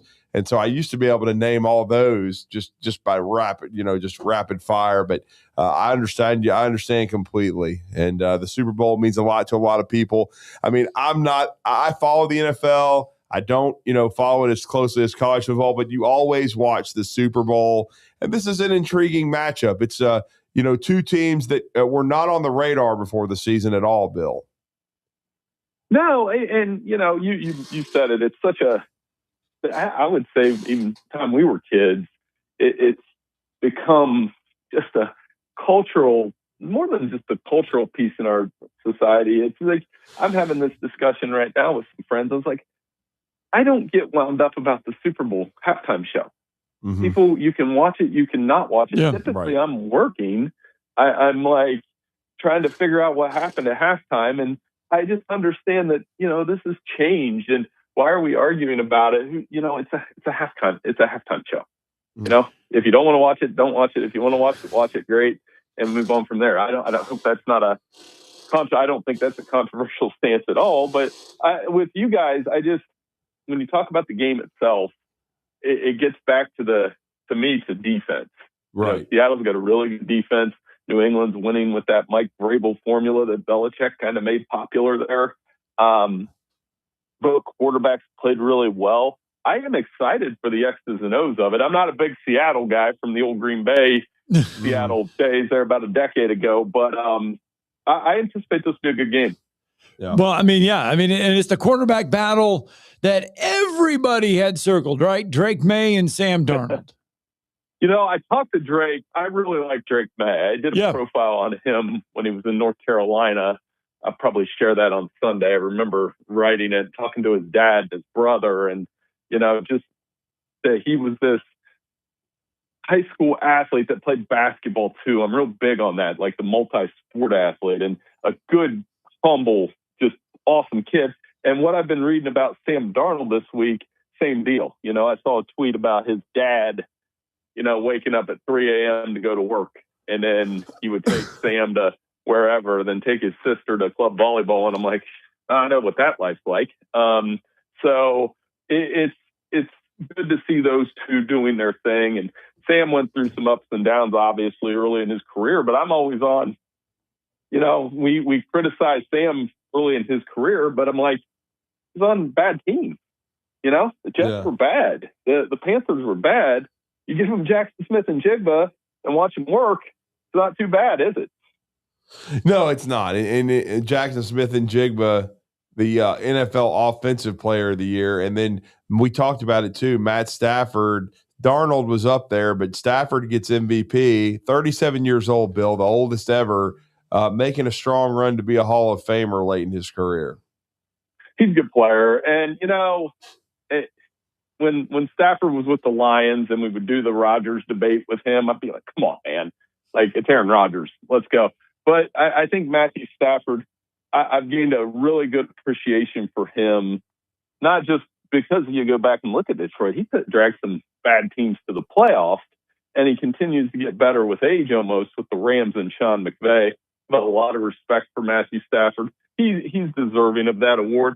I know the voting was close, and we're trying to turn that into a controversy. But to me, again, not to give you this political answer, but, had May won it, I'd been okay with that. And, with Stafford, I'm more than fine with that too. I mean, they had a really good team this year.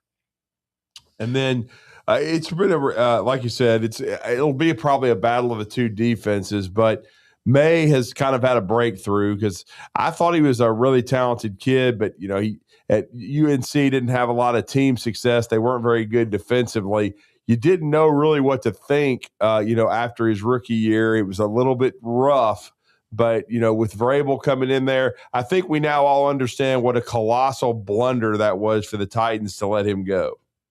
Mike Vrabel, we know a little bit about him. Yes. Being an Ohio State guy, that he started there. Obviously, you look back at his career with guys, he's really good. Really good defensive lineman there in the 90s on some teams that had Orlando Pace and Luke Fickell. We've always, I don't know if you guys know this, so Luke Fickell and him were roommates in college. I did not know that. So And I hear something that I'm going to venture that you may or may not know. Luke Fickell was he is still an Ohio high school wrestling legend. Oh, really? Didn't lose that guy. Like, amazing heavyweight wrestler at DeSales High School. And there were stories about Vrabel and Fickell wrestling in the dorm rooms. And they're just the ultimate odd couple because, Vrabel's kind of, like, I call him like almost like an 80s bully villain, that guy. And Luke Fickell couldn't be a nicer person, but they I'm not saying Vrabel's like a bad guy, but I mean, just their odd couple dynamic has always been like that. But both, man, great football players, great coaches. It's hard to believe because of, this is Super Bowl 60 and all the great players that have come through, all these players that have won a Super Bowl and have tried to be a head coach, that Mike Vrabel can become the first coach to win. Obviously 18 games because of the thing, but he can also be, and he'll become the 5th player in NFL history to win a Super Bowl as both a player and a coach, joining Ditka, Dungy, Flores, and Peterson in accomplishing that feat. And I wrote that for us at Sporting News yesterday. I was going through that. And then guys like Ron Rivera, he didn't win it, but he got there as a coach as well. And a player, he won it as a player, lost it as a coach. Kubiak was another one. He won it as a coach, lost as a player. And these guys have almost done both. So, but I think he's most comparable to Ditka in some ways. Ditka caught a touchdown in the Super Bowl. So Vrabel's caught 2, which is a crazy stat too. And, just their personalities and how they embody what their franchise are doing. He's probably not the same larger than life presence that Ditka was, one that got, like Saturday Night Live skits were made about Mike Ditka, that kind of thing. But he's got that kind of personality, no question. Well, and I wanted to, ask you too. We're going to what is your take on that? Because I think they're both Hall of Famers. I was just had to shake my head, and I understand Deflategate, I understand Spygate, but and then even the issue away from football for Bob Kraft. But Bill Belichick, Bob Kraft should be in the Hall of Fame. Your thoughts? Oh yeah, both of them for sure. And obviously the choices that if you told me Adam Vinatieri would get in before Belichick, and I'm not saying Vinatieri's not. He's a Hall of Fame kicker, right? Of all time. But yeah, Belichick should be in the Hall of Fame. Here's the hard part for me with this whole thing is I know writers do it, and a lot of the writers that voted I have tremendous respect for. So I'm not going to sit here and slam them because I understand this part because our business, my Heisman Trophy vote, everybody always asks me about it, and then I will say the Heisman though you can get into some people like, for example, this year I had Pavia second.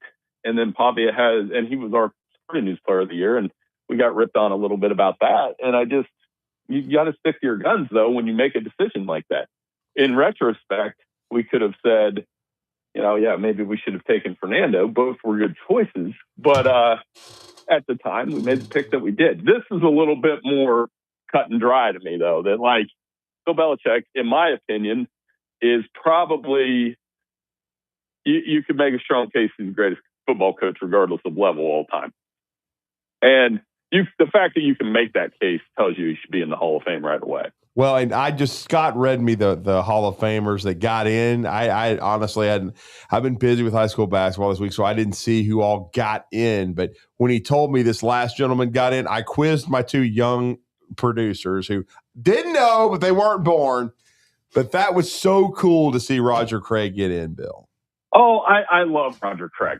So a couple fun facts about him. One, like if you're talking to the younger producers, I would tell them this. You would say he was kind of the Christian McCaffrey of that era. Yes. And it's not, he's the first running back to have 1,000 yards rushing, 1,000 receiving in the season. Made that Bill Walsh offense go, ran with the high knees. The high knees, yep. I think he's kind of like, if you did it by generation, it was like he was kind of Marshall Faulk first. And Marshall Faulk was a little more dynamic. And then you get into CMC, obviously, and everything he's done Yeah, I'm a big Roger Craig fan. Super happy for him. Still think Ken Anderson needs to be in the Hall of Fame. That's a local call here. I mean, the Bengals quarterback that was an NFL MVP and got them to a Super Bowl, he would be comparable to just like an Eli Manning. Yeah. Well, in your mind, Eli has not gotten in. Is he going to get in? I think so, but I mean, quarterbacks, you better get in soon because here's what's going to happen. You know, you're going to have Peyton. You know, Peyton's in, right? Peyton's been retired long enough. He's in. You're going to have Brady get in. Then you're going to have Rodgers get in. Then you're going to have, you know, Big Ben. It's close. So there's going to be a run of that the Gen. What generation do we call those guys? I don't even know. I see these all the time. I'm Gen X, so I'm like these Gen Z type quarterbacks or millennial quarterbacks are going to get in, and there's going to be several. Mm-hmm. Well, Ben, and I also wanted to ask you this too, because of where we are in the NFL right now. But I know to me, it took too long for Roger Craig to get in. I'm so glad that he's finally being recognized, for his greatness and what he did for those, 49er teams. But you did mention, that there's going to be a run on quarterbacks. And I know John McClain, who you know well, he's also been asked about Ken Anderson and his ultimate, is he going to get in the Hall of Fame or not? And we know how long it took Ken Stabler. Stabler to me was a Hall of Famer, and it took way too long for him to get in. But I was also I'm a little bit fascinated. I just wonder when it's all said and done. If to me, it's hard to believe that LC Greenwood still isn't in. Yeah, and I had the honor once these years ago of covering a Monday Night Football game, sitting next to John McClain. He's so good. Oh my Lord! Watching his process, his writing, his appreciation for the history of the sport, it's second to none. He's a great guy. So next time you tell John or talk to John, tell him I said all those things. He's amazing. Yeah, I mean, it is what it is. It comes up with controversy. Now, the guys that got in, I mean, we're talking about Drew Brees. That's another one. He's got to be in. Out. Larry Fitzgerald, one of the best players in NFL history that didn't win a Super Bowl. Nearly did for the Cardinals. Yeah, like the Super Bowl he played in, it wasn't for lack of what he was doing, right? Yeah. Yeah, no doubt. And then finally, I know because you're a Packer guy, what is your thoughts on McCarthy going to the Steelers?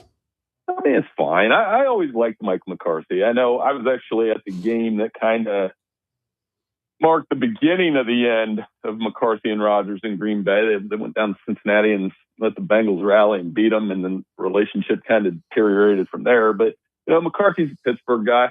I always liked him.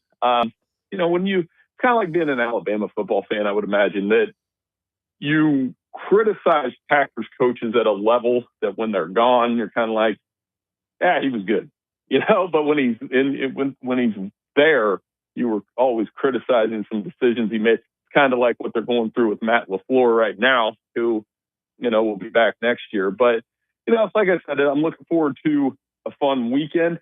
I think you guys should check out. I did a story for us today that was like kind of an alternate history. I like writing those every once in a while about like what the fallout would have been had Seattle just handed the darn ball to Marshawn Lynch and let him score in Super Bowl 49. The world might have been a lot different.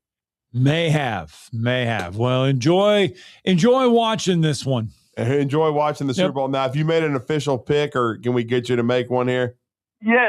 I have Seattle 24, New England 20, and I made that like right after the championship games, and I'm going to stick with it. I think JSN's the best player on the field. If you're looking for like maybe a Super Bowl MVP prop type, JSN could be that guy if he has like 9 catches for 100 yards and a touchdown. Well, good stuff. Thanks, Bill. Let everybody know how to follow you, my friend. Yeah, I'm at Bill Bender 92. Hey, great talking to you guys. And you were talking about college baseball. There's enough snow on the ground here in Ohio. We're not picking up a baseball anytime soon up here, man. No, I know there you go. Not at all. Thank you, Bill. Thank you. Bill Bender with us. Let's get that final break in. No, they ain't playing no. You're listening to Talkin Ball on 97.7 ESPN, The Zone.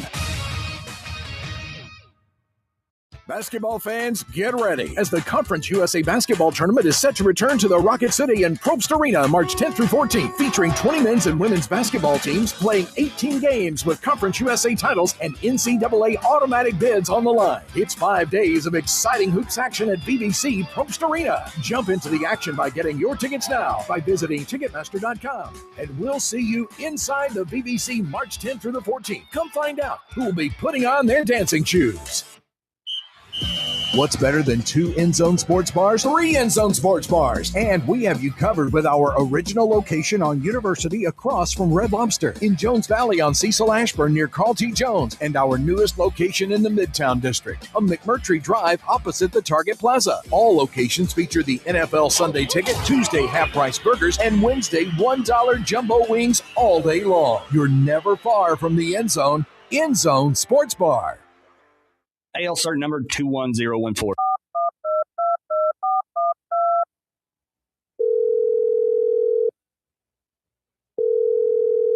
This is Thomas with Talent Heating and Air Conditioning.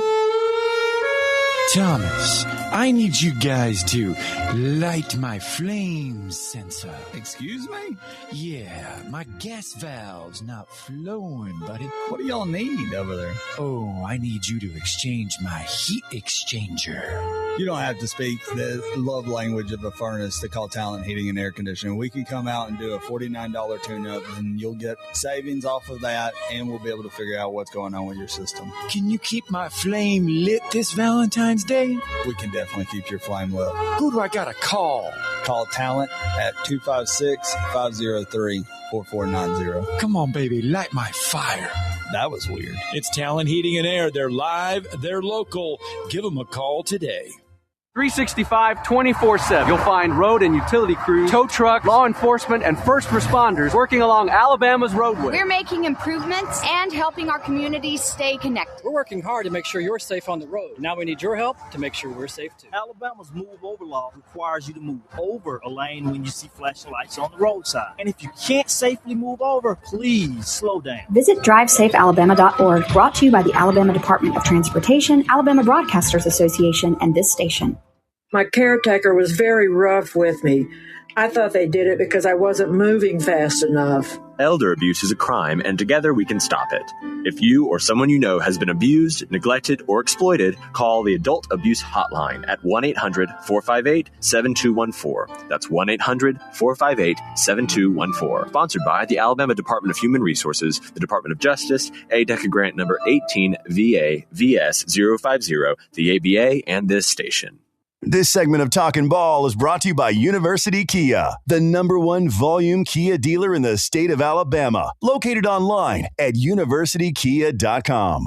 Debí tirar más fotos de cuando te tuve. Debí darte más besos y abrazos las veces que pude. Ojalá que los míos nunca se muden. Get your ass out of here and go to Puerto Rico. You got 15 minutes of that tomorrow. I will not watch. And that's Sunday, not tomorrow. Or Sunday, I should say. 15 minutes of I'll that. watch Kid Rock, an American. You can't understand a damn word.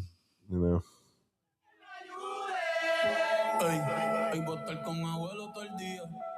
These idiots on ESPN about Tom Brady. He's a part owner of the Raiders, and he's also a commentator for Fox. So who cares if he says there's no dog in the fight?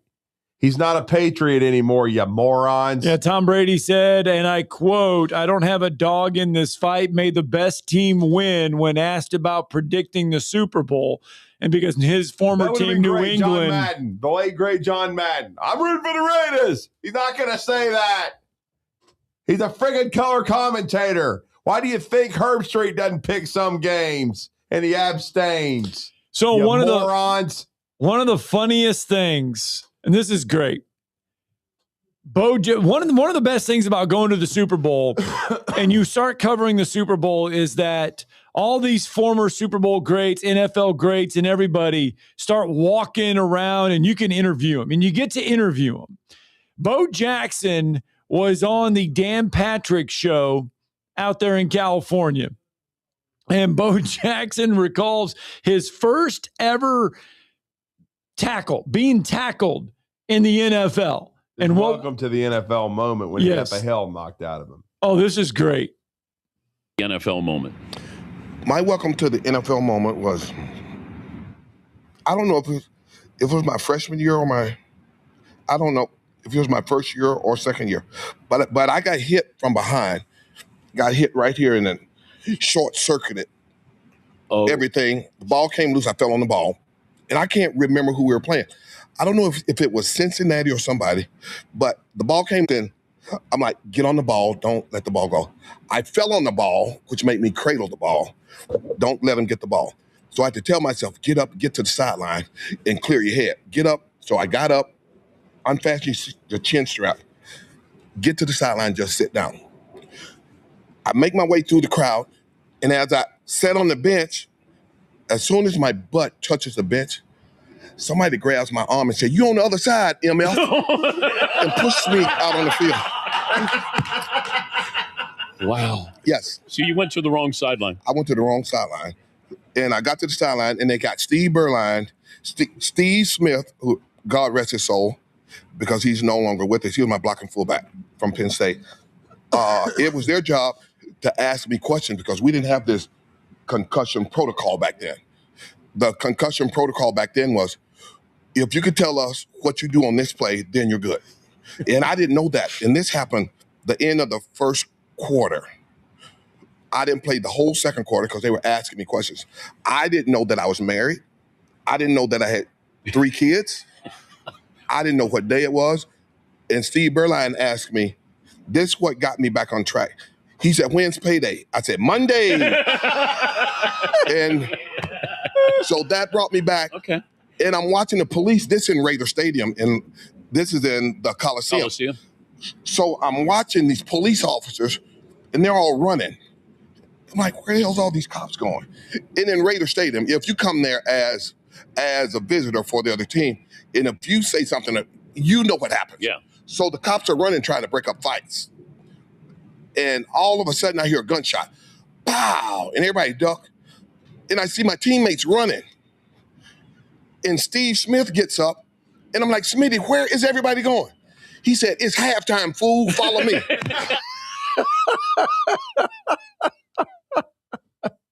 So he had a concussion. He had a concussion, and he didn't know where he was at. Yeah. He also told another story about beating Alabama as a freshman and why he chose Auburn. And because Alabama wanted him to sit 2+ years, and he held a grudge against the Alabama assistant who basically, said he would have to sit 2+ years, and he didn't play for Coach Bryan. He beat Coach Bryan in his final season as coach.